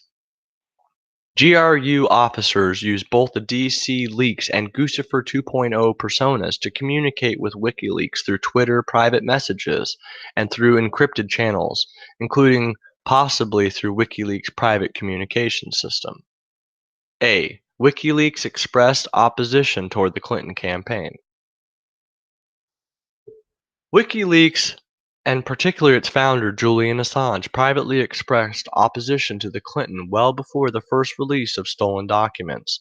In November 2015, Assange wrote to other members and associates of WikiLeaks that, we believe that it would be much better for GOP to win. Dems plus media plus liberals would then form a bloc to reign in their worst for GOP, or in their worst qualities. It's kind of a really scrambled message. A few of them is like they're adding the words in to make it make sense, but that could possibly be a coded message that they were sending through a non-encrypted channel. I'll read that again. So Assange wrote to other members and associates of WikiLeaks that brackets W.E. believe it would be much better for GOP to win. Dems plus media plus liberals would, spelt wrong, brackets sick, which was missing, then form a bloc to reign in their worst qualities, ... With Hillary in charge, GOP will be pushing for her worst qualities, ... Dems plus media plus neoliberals will be mute, ... She's a bright, well-connected, sadistic psychopath.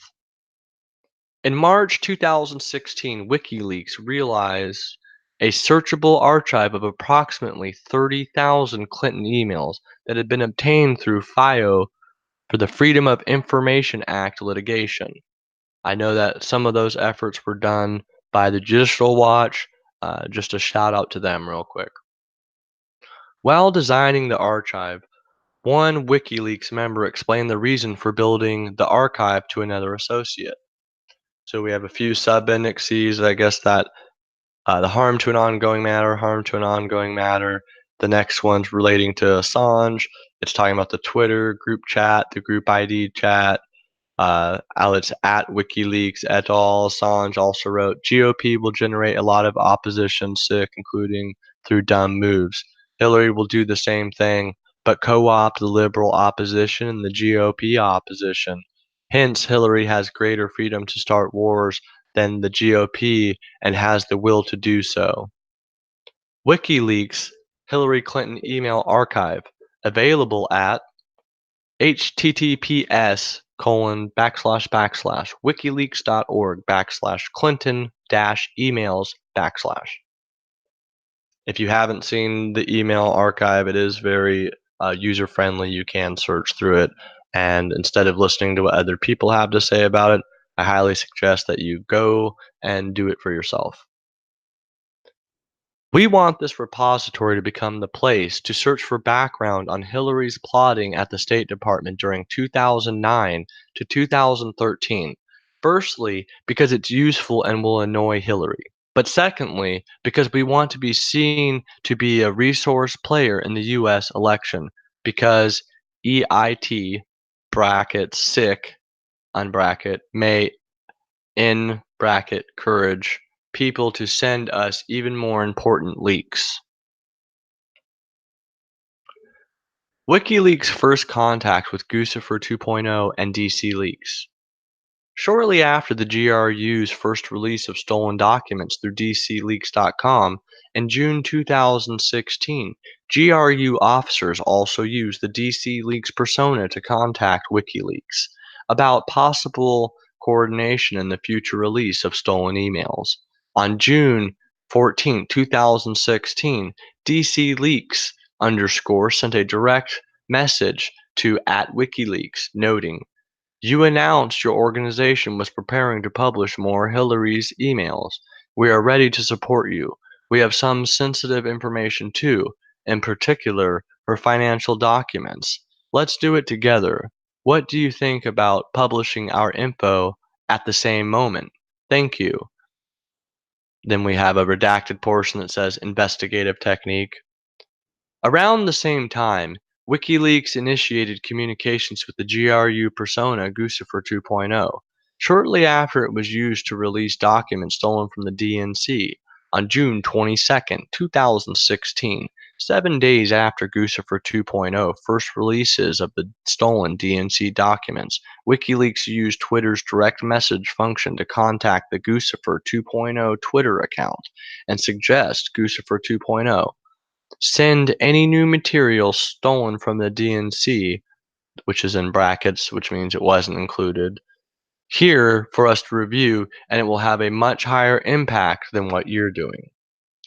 On July 6, 2016, WikiLeaks again contacted Guccifer 2.0 through Twitter's private messaging function, writing, if you have anything Hillary related, we want it in the next twio, 2 spelt wrong.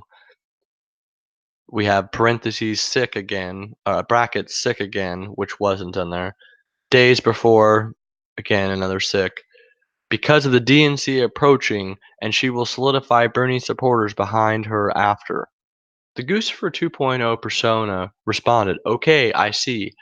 WikiLeaks also explained, we think Trump has only a 25% chance of winning against Hillary. ... So conflict between Bernie and Hillary is interesting. The GRU's transfer of stolen materials to WikiLeaks. Both the GRU and WikiLeaks sought to hide their communications, which has the office's ability to collect all of the communication between them. Thus, although it is clear that the stolen DNC and Podesta documents were transferred with the GRU to WikiLeaks. Another redacted sentence which says investigative technique. The sub-indexes, we have the Twitter DM at WikiLeaks to privacy block. So a portion was redacted for personal privacy. Less than 2 weeks earlier, the same account had been used to send a private message opposing the idea of Clinton in the White House with her blood, and ambitions. Sick of empire with hawkish liberal interventionist appointees. 11/19/15 Twitter group chat group ID had WikiLeaks et al. And so his other people in there. Few other Twitter DMs. Twitter DM on 7/16, 7/6/16 with WikiLeaks and Guccifer 2. The office was able to identify that the GRU operating through the personas Guccifer 2.0 and DC Leaks transferred some of the stolen documents to the WikiLeaks through online archives set up by the GRU. Assange had access to the internet from Ecuadorian embassy in London, England. Another blocked part says investigative technique.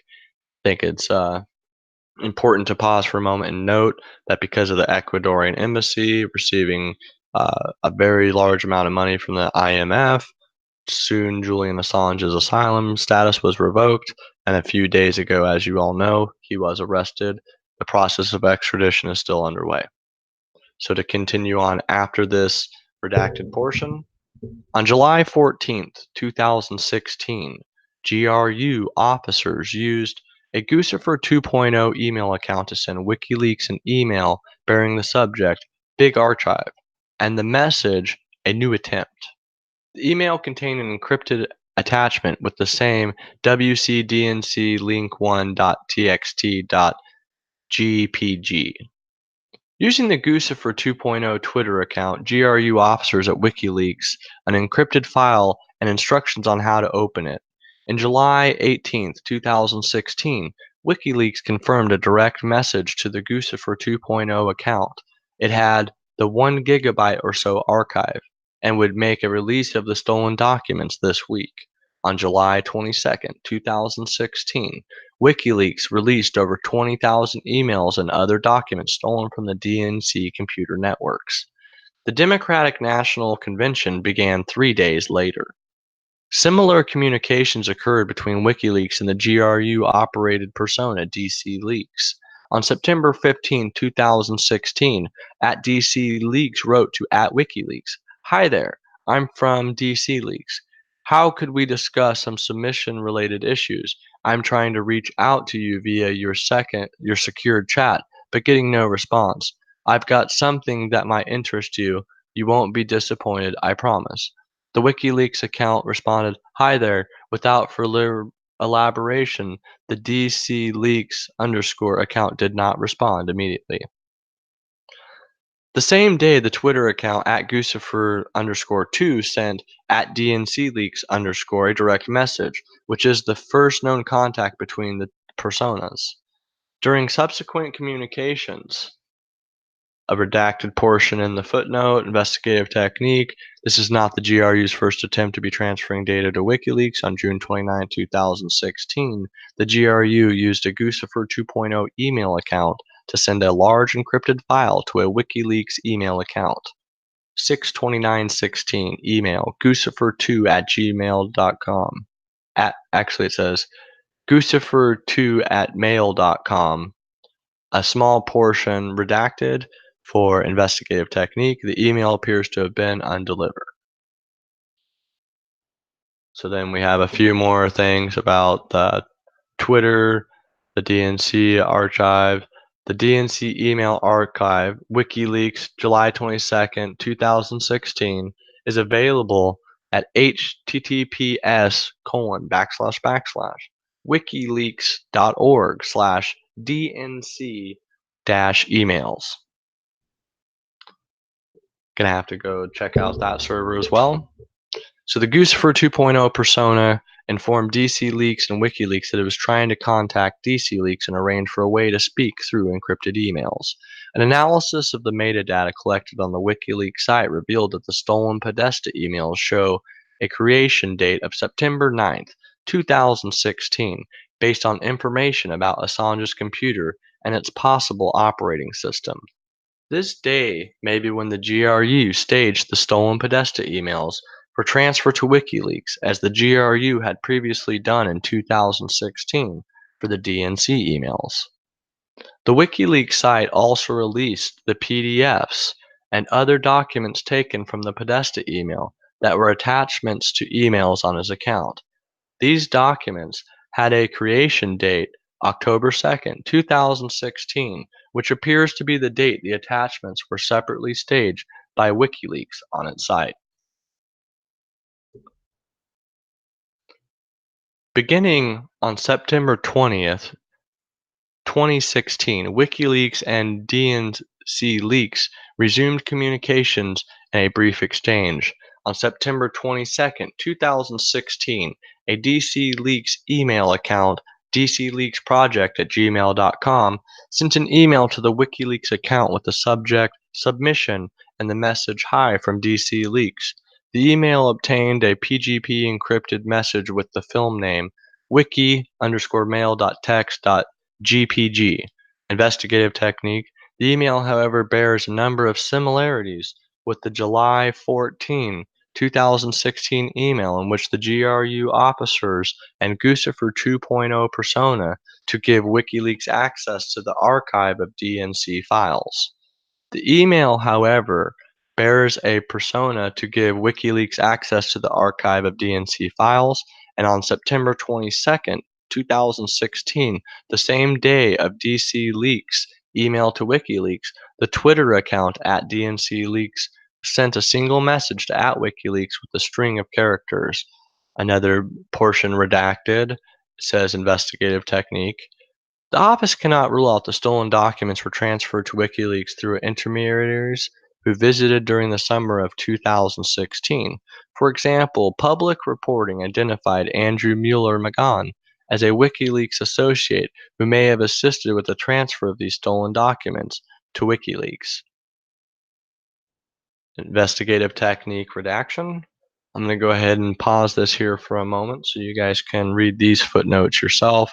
Those of you who cannot, it is basically a redacted portion. It's repeating the SM, the DC serial numbers, the same hacking serial numbers. And then when WikiLeaks saved attachments separate from stolen emails, its computer system appears to have treated each attachment as a new file and given it a new creation date. And again, see the other serial numbers. I think a lot of that is going to be in the appendices, but from what I've already seen in the appendices, a lot of that portion is going to be redacted.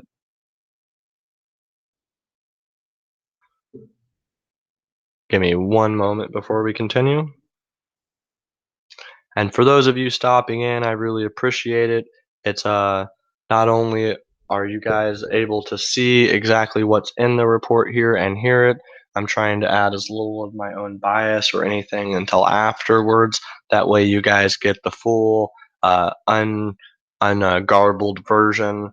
I'm not going to read the entire document, but the most substantial, most important sections. And then I'm probably going to switch up the live cast to showing off some of the liberal meltdowns. So hopefully you guys have been enjoying this so far. The last thing I'm trying to do real quick is help boost some more patriots into the chat. I haven't even shared the link at all yet. So the 10 of you who have stopped in, you guys are awesome. Let me share this link. If you guys can give it a like real quick, please give it a share. As soon as I post this, I'm going to continue reading it for you.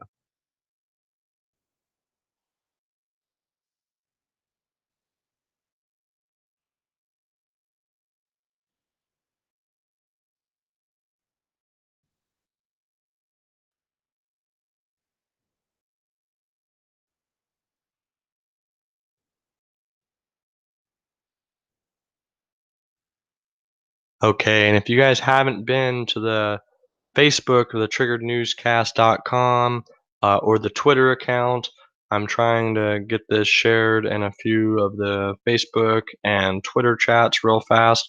If you guys can, please also to help share it, and we're going to jump right back into it. If you have had the moment to look through the table of contents or any of what we've been looking at so far, please drop it down into the chat, and once we get to another pause, I'll try and address any of your guys' questions. But again, the point of this is to get you right to the information and allow you guys to dig through it yourself. The goal here is to read you those significant portions. So bear with me one more second and we'll get back into it.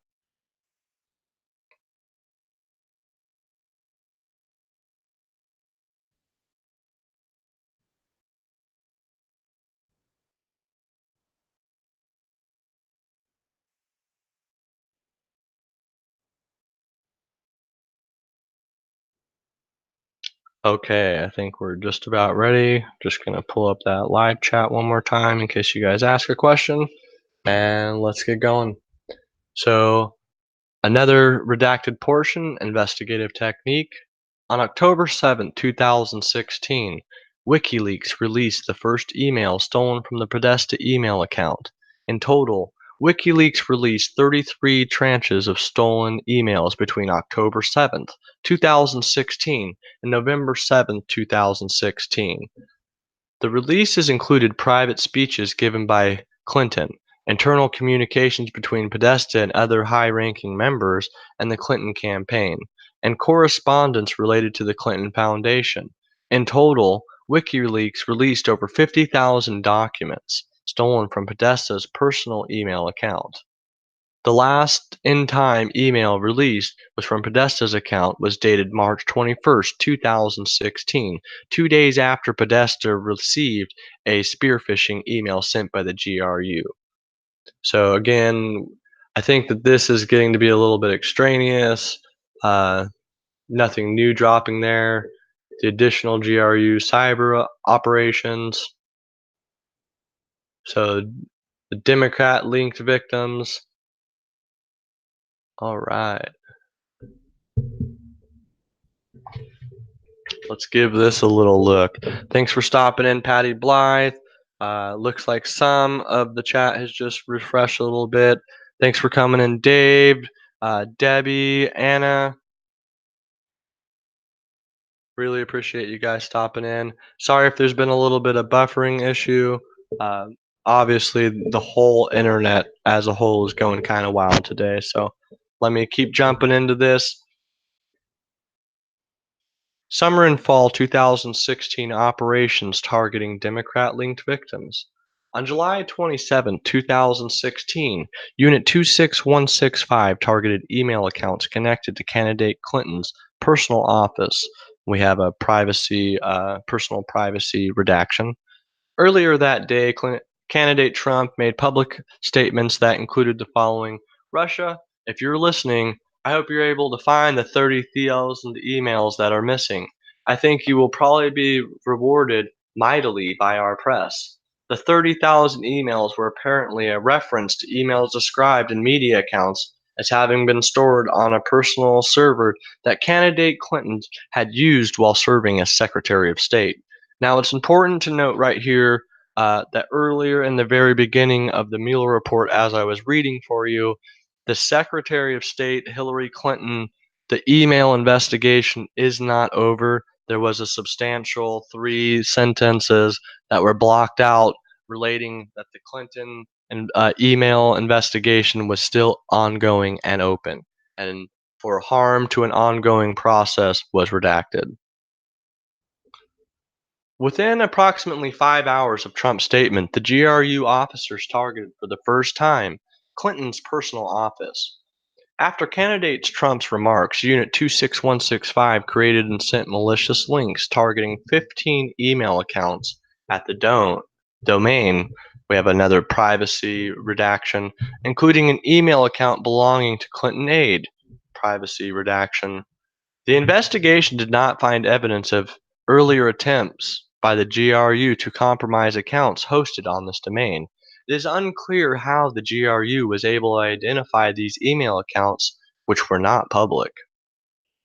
Unit 26165 officers also hacked into a DNC account hosted on a cloud computing service, another personal privacy redaction. On September 20th, 2016, the GRU began to generate copies of DNC data using function designed to allow users to produce backups of data, referred to another personal privacy redaction as snapshots. The GRU stole those snapshots by moving them to personal privacy account that they had controlled. From there were copies moved to the GRU control computers. The GRU approximately 300 gigabytes of data from the DNC cloud-based accounts. So then we go into the intrusions of the administration of the U.S. elections. So here's the meat and bones of the Mueller report accusation. In addition to targeting individuals in the Clinton campaign, GRU officers also targeted individuals and entities involved in the administration of the elections. Victims included U.S. state and local entities, such as state boards and elections, SBOEs, secretaries of state, and county governments, as well as individuals who worked for those entities. And the GRU targeted private technology firms responsible for manufacturing and administering election related software and hardware, such as voter registration, software and election polling stations. The GRU continued to use and target these victims through the elections in the November 2016. While the investigation identified evidence that the GRU targeted these individuals and entities, the office did not investigate further. The office did not, for instance, obtain or examine servers or other relevant items belonging to the victims. The office understands that the FBI, the U.S. Department of Homeland Security, and the states have separately investigated that activity. By the least By at least the summer of 2016, GRU officers sought access to state and local computer networks by exploiting unknown software vulnerabilities on websites of state and local government entities. GRU officers, for example, targeted state and local databases of registered voters using a tech known as SQL injection, by which malicious code was sent to the state or local websites in order to run commands such as exfiltrating the database contents. On one instance, in approximately June 2016, the GRU comprised the computer network of Illinois State Board of Elections by exploiting a vulnerability in the SBOE's website. The GRU then gained access to the database containing information of millions of registered Illinois voters and extracted data related to thousands of U.S. voters before the malicious activity was identified. The GRU officers, a redacted portion for an investigative technique, scanned the state and local websites for vulnerabilities. For example, over a 2-day period in July 2016, GRU officers, the investigative techniques, redaction, the vulnerabilities on websites of more than 24 different states. Another redaction. It looks like it all comes back to this Netsco incident. Obviously, this is something we're going to have to make a separate video on. It is too substantial. Unit 74455 also sent spear phishing emails to public officials when involved in election administration and personnel at companies involved in voting technology. In August 2016, GRU officials targeted employees of, uh, we have a privacy redaction, a voting technology company that develops software used by numerous U.S. counties to manage voter rolls, and installed malware on the company network. Similarly, in November 2016, the GRU sent spear phishing emails to over 120 accounts used by Florida county officials responsible for administering the 2016 U.S. election. The spear phishing emails contained an attached Word document coded with malicious software, commonly referred to as a Trojan, that permitted the GRU to access the infected computer. The FBI was separately responsible for this investigation, and we understand the FBI believes that this operation enabled GRU to gain access to the network of at least one Florida county government, and the office did not independently verify that the belief, and as evidenced above, did not undertake the investigative steps that would be necessary to do so. The Trump campaign and the dissemination of hacked materials. Here again is another portion we're going to see the liberals completely staring at, completely, I'm sure they're already yelling about this. The Trump campaign showed interest in WikiLeaks releases of hacked materials throughout the summer and fall of 2016. We have harm to an ongoing matter. This is obviously where the liberal media this morning has said it's not closed, it's going to keep going. So another one, ongoing matter. We have A, the background redacted for the ongoing matter. It's connected to the Netsco incident, so obviously it's still connected to the Russian hacking incident. We come down here. B, contact with the campaign about WikiLeaks. They're going to say ongoing matter. And this is again is going to be where the liberal media continues to say, well, obviously the Mueller report's not done. Obviously the investigation isn't over. So I think right down here, and this is really starting on page 51, the Trump campaign and its ties to the dissemination of the hacked materials. So starting at page 51 of the Mueller report, we come back down. On June 12th, 2016, Assange claimed in a television interview to have emails relating to Hillary Clinton which are pending publication, but provided no additional context. In debriefings from the office, former deputy campaign chairman Rick Gates said that another redacted portion to an ongoing matter. They did, however, leave the official footnote, so 195. In February 2018, Giltz pleaded guilty pursuant to a plea agreement to a superseding criminal information charging with conspiracy to defraud and commit multiple offenses, tax fraud, failure to report foreign bank accounts, and acting as an unregistered agent of a foreign principal. It comes down here, talks about so one of them is redacted because it's important to the grand jury. So it looks like some of these things are open and ongoing investigations. This is obviously one significant part of the text that is going to be brought up by the liberals in the coming weeks. So check back to that. That is really interesting, though. Uh, so far, it seems like there is a few things still under investigation, and when it says harm to an ongoing matter, that does also distinguish that it could be international relations and other things. That doesn't necessarily mean that it's purely under investigation, but you've already heard the liberal media coming out and saying that this morning. So coming back down here, Gates recalled candidate Trump being generally frustrated that Clinton emails had not been found. Paul Manafort, who would later become campaign chairman, harm to an ongoing matter of redaction. Again, we've already read these footnotes. It's important to note that 193, which is up here at the beginning of contacts with the campaign about WikiLeaks, is heavily redacted in the footnote. So coming to the next page, Michael Cohen, former executive vice president of the Trump Organization and special counsel Donald J. Trump, told the office that he recalled an indictment which he was candidate Trump's office in Trump Tower. Harm to an ongoing matter. We have about 5 sentences redacted, or 1, 2, 3, 4, 5, maybe 6.5 sentences redacted. Cohen further told the office that after WikiLeaks' subsequent release of stolen DNC emails in January 2016, that candidate Trump said to Cohen something to the effect of a few redacted portions for ongoing matters. According to Gates, Manafort expressed excitement about the release. Again, ongoing matter. Manafort, for his part, told the office that shortly after the WikiLeaks July 22nd release, Manafort also spoke with candidate Trump. Ongoing matter. Manafort also, ongoing matter, wanted to be kept apprised of any developments with WikiLeaks and separately told Gates to keep in touch, harm to an ongoing matter, about future WikiLeaks releases.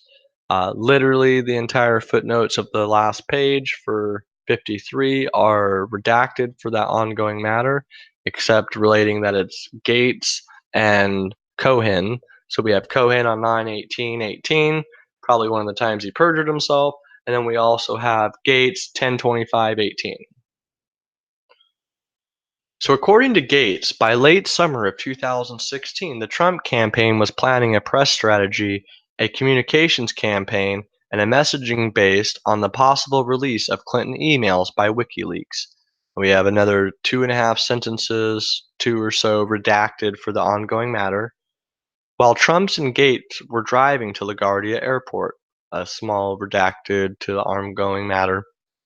Shortly after the call, candidate Trump told Gates that more releases of damaging information would be coming. Again, we have basically the rest of that page is redacted except for the footnotes. So we have Corsi is an author who holds a doctorate in political science in 2016. Corsi also worked for the media outlet WorldNet Daily. So down in the footnotes, we have Gates 41018, Gates 41118, and Gates 1025, Gates 2518. Corsi's first rose to public prominence on August 2004 when he published the book Unfit for Command: Swift Boat Veterans Speak Out Against John Kerry, and the 2018 election cycle. So coming down, we have Corsi. This looks like it's still under a grand jury redaction. Corsi was first interviewed on September 6th. The special counsel's office is in Washington, D.C. He was accompanied by counsel throughout the interview. Corsi was subsequently interviewed on September 17th, 21st, October 31st, November 1st, and November 2nd, all in 2018. The counsel was present for all interviews, and the interviews beginning on September 21st, 2018 were conducted pursuant to Proffer agreement and precluded affirmative use of the statements against him in limited circumstances. So we have another redacted section. Corsi told the office during interviews that he must have previously discussed Assange with Malloch.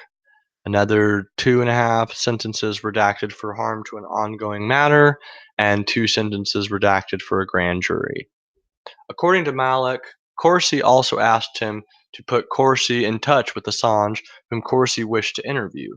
Malloch recalled that Corsi also suggested that individuals in the orbit of the UK politician Nigel Farage might want to be able to contact Assange, and asked if Malloch knew him. Malloch told Corsi that he would think about the request, but made no actual attempt to connect Corsi with Assange. Then we have more redacted to an ongoing matter. Already read you this footnote. Then we have the 2018 or 2018 right up here from this grand jury, and it only gives us Malloch denied ever communicating with Assange or WikiLeaks, stating that he did not pursue the request to contact Assange because he believed he had no connections to Assange.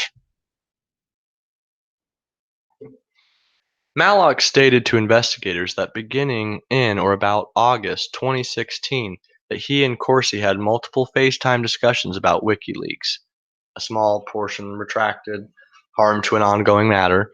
He made a connection to Assange that the hacked emails of John Podesta would be released prior to Election Day and would be helpful to the Trump campaign. In one conversation in or around August or September 2016, Corsi told Malloch that the release of the Podesta emails were coming, after which we are going to be in the driver's seat.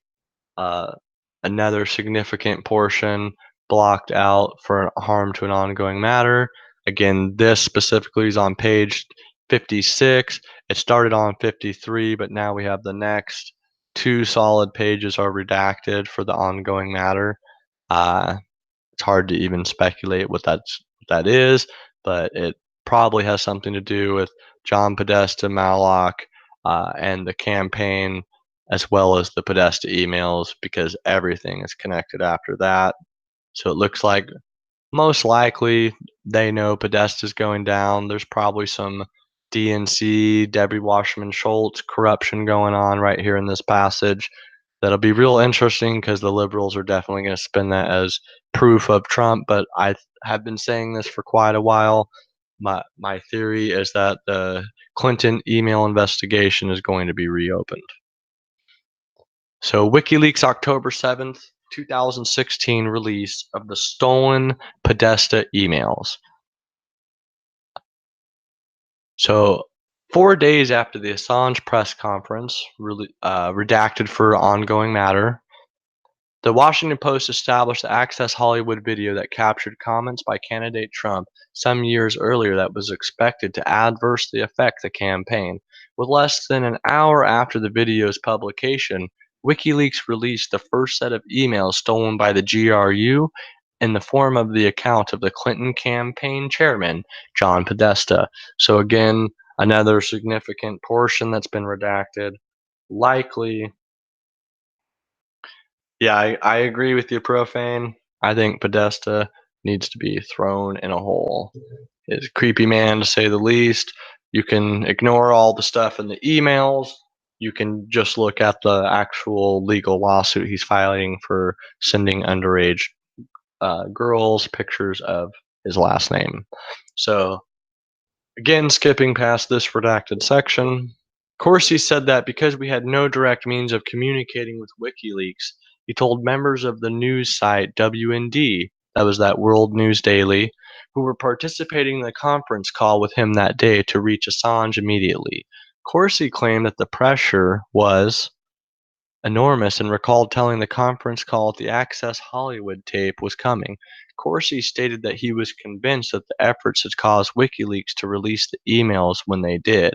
In a later November 2018 interview, Corsi stated that he thought that it would be the people on the WND, the World News Daily, conference call about the forthcoming tape, and had sent out a tweet asking whether anyone could contact Assange. But then said that he had nothing but then said that maybe he had done nothing. The office investigated Corsi's allegations about the events on October 7, 2016, but found little collaboration for his allegations about the day. Another 3 sentences redacted for harm to an ongoing matter.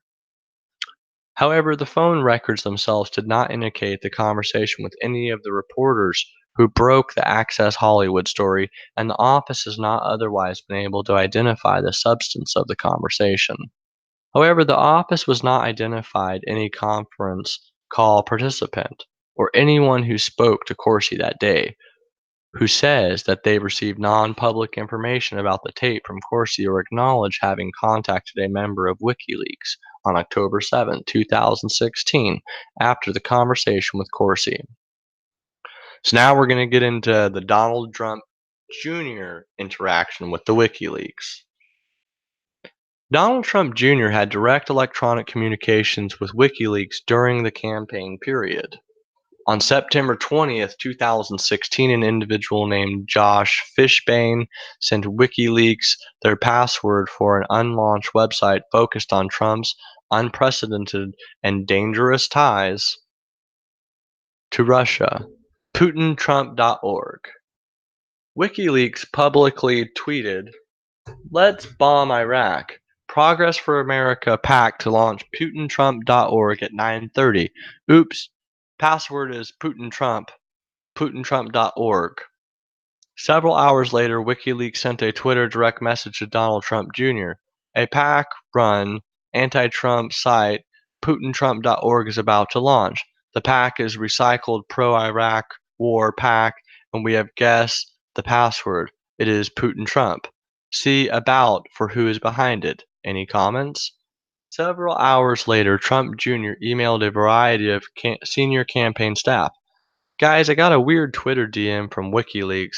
See below, I tried the password and it works, and the About section they reference contains the next pick in terms of who is behind it. Not sure if this is anything, but it seems like it's really WikiLeaks asking me as I follow them, and it is a DM. Do you know the people mentioned and what the conspiracy they are looking for could be? These are just screenshots, but it's fully built out page claiming to be a pack. Let me know your thoughts and if we want to look into it." Trump Jr. attached the screenshot of the About page for the launch of PutinTrump.org. The next day after the website had launched publicly, Trump Jr. sent a direct message to WikiLeaks. "Off the record, I don't know who that is, but I'll ask around. Thanks." On October 3, 2016, WikiLeaks sent another direct message to Trump Jr. asking "you guys" to help disseminate a link alleging candidate Clinton had been advocating using a drone to target Julian Assange. Trump Jr. responded that he already had done so and asked what's behind this Wednesday leak I keep reading about. WikiLeaks did not respond. On October 12, 2016, WikiLeaks wrote again that it was "great to see you and your dad talking about the publications. Strongly suggest that your dad tweets this link, and if he mentions is WLSearch.tk." WikiLeaks wrote that the link would help Trump in digging through leaked emails and stated, "We just released Podesta Emails Part 4. 2 days later, Trump Jr. publicly tweeted the WLSearch.tk link. So down here in the bottom, it's showing the actual Twitter. I think at this point, it might just be easier to go to the Donald Trump Jr. Uh, and actually just look at the tweet for yourself. But basically, it's just a retweet. So obviously culpable to retweet something that might have, actual interesting legal information about another political candidate. But let's keep going. We have the other potential campaign interests in Russian hacked materials. The Throughout the 2016, the Trump campaign expressed interest in Hillary Clinton's private email server and whether approximately 3,000 emails from that server had in fact been permanently destroyed, as reported by the media. Several individuals associated with the campaign were contacted in 2016 about various efforts to obtain the missing Clinton emails and other stolen material in support of the Trump campaign. Some of these contacts were met with skepticism, and nothing else came from them. Others were pursued to some degree, and the investigations did not find evidence that the Trump campaign had covered any such Clinton emails or that these contacts were part of a coordinated effort between Russia and the Trump campaign. So we have the Henry Oleski, aka Henry Greenberg. In the spring of 2016, Trump campaign advisor Michael Caputo learned through the Florida-based Russian business partner that another Florida-based Russian, Henry Oleski, also known who also went by the name Henry Greenberg, claimed to have information pertaining to Hillary Clinton. Caputo notified Roger Stone and brokered communication between Stone and Oleneski. Oleneski and Stone set up a May 2016 in-person meeting. Oleneski was accompanied by a meeting by Alexei Razin, a Ukrainian associate involved in the Florida real estate, and at the meeting of Razin offered to sell Stone derogatory information on Clinton that Razin claimed had obtained while working for Clinton. Razin claimed to process financial statements demonstrating Clinton's involvement in money laundering with Razin's companies. According to Oleneski, Stone asked if the amounts in question totaled millions of dollars, but was told it was closer to hundreds of thousands. Stone refused the offer, stating that Trump would not pay for opposition research. Oleneski claimed at the office that Razin's motivation was financial. According to Oleneski, Razin had tried unsuccessfully to shop the Clinton information around to other interested parties, and Oleneski would receive a cut of the information was sold. Razin was noted as the public source documents and the director and/or registered agent for the number of Florida companies, none of which appeared to be connected to Clinton. The office found no other evidence that Razin or Clinton worked for any Clinton-related entities. In their statements to investigators, Oleneski and Caputo had contradictory recollections about the meeting. Oleneski claimed that Caputo accompanied Stone to the meeting and provided an introduction, whereas Caputo did not tell us that he had attended and claimed that he was never told what information Oleneski offered. Caputo also stated that he was unaware that Oleneski sought to be paid for the information until Stone informed him after the fact. So again, here's just a few dates down there in the sub-indices. The office did not locate Razin in the United States, although the office confirmed Razin had been issued a Florida's driver's license. The office otherwise was unable to determine content and the origin of the information he purportedly offered to Stone. Finally, the investigation did not identify evidence of a connection between the outreach and the meeting of Russian interference. The campaign efforts to obtain the deleted Clinton emails. After candidate Trump stated on July 29, 2016 that he hoped Russia would find 30,000 emails that are missing, Trump asked individuals affiliated with his campaign to find the deleted Clinton emails. Michael Flynn, who would later serve as the national security advisor for the Trump administration, recalled that Trump made this request repeatedly, and Flynn subsequently contacted multiple people in an effort to obtain the emails. Barbara Leiden and Peter Smith, who were among the people contacted by Flynn. Leiden is a longtime Senate staffer who had previously sought the Clinton emails, provided updates to Flynn about her effort throughout the summer of 2016. Smith, an investment advisor who was active in Republican politics, also attempted to locate and obtain the deleted Clinton emails. Bleeding began after her efforts to obtain the Clinton emails before Flynn's request, as early as December 2015. On December 3rd, 2015, she emailed Smith a proposal to obtain the email stating, "Here is the proposal I briefly mentioned to you. The person I described to you would be happy to talk with you either in person or over the phone. The person can get the emails which were classified and 2 were purloined by our enemies. That would demonstrate what needs to be demonstrated." Attached to the email was a 25-page proposal stating that the Clinton email server was, in all likelihood, breached long ago, and that the Chinese, Russian, and Iranian intelligence services would reassemble the server's email contents. The proposal called for three-phase approach. The first two phases consisted of an open source analysis. The third phase consisted of checking with certain intelligence sources that have access through liaison work with various foreign services to determine if any of those services had gotten to the server. The proposal noted even if this single email was recovered and the providence that the email was a foreign service, it would be catastrophic to the Clinton campaign. Smith forwarded the email to two colleagues and wrote, "We can discuss to whom it should be referred." On December 16th, 2015, Smith informed Leading that it was declined to participate in her initiative. According to one of Smith's business associates, Smith believed that Leading's initiative was not viable at the time. Just weeks after Trump's July 2016 request to find the Clinton emails, however, Smith tried to locate and obtain emails himself. He created a company, raised tens of thousands of dollars, and recruited security experts and business associates. Smith made claims to others involved in the effort and that those he sought funding.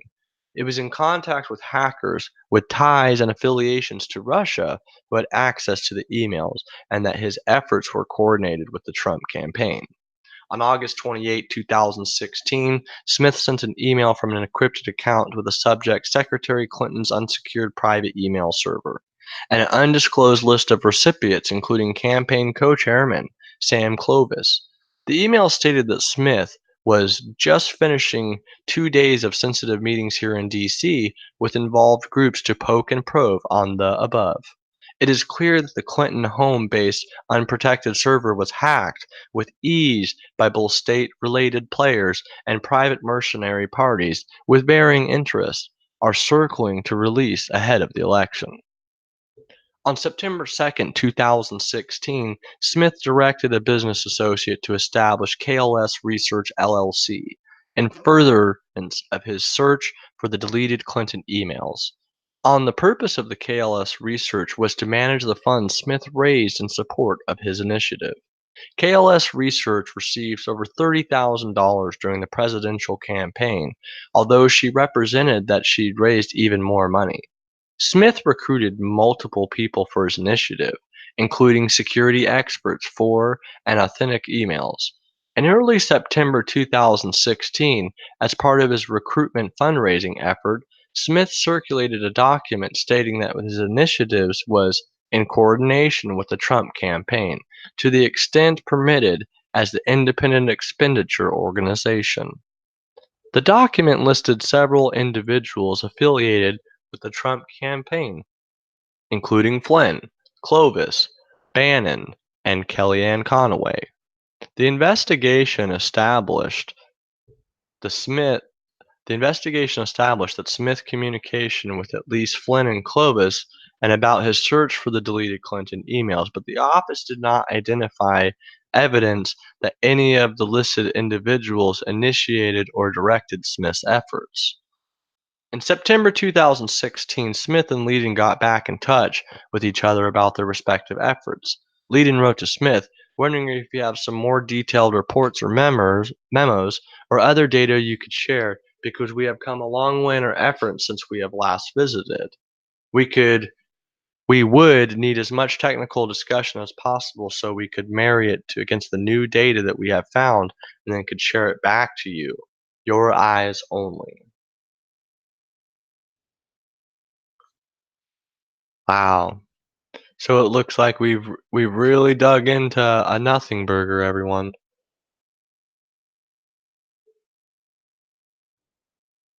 I think what we're gonna do now is I think I'm gonna go ahead and back the live stream off for now. I'm gonna try and look uh, through the rest of the document for some of the most pertinent information, and I think we're gonna regather the efforts towards the Mueller report tonight. I believe we're gonna be on the Pinoid News channel with Let's Be Frank and a few others.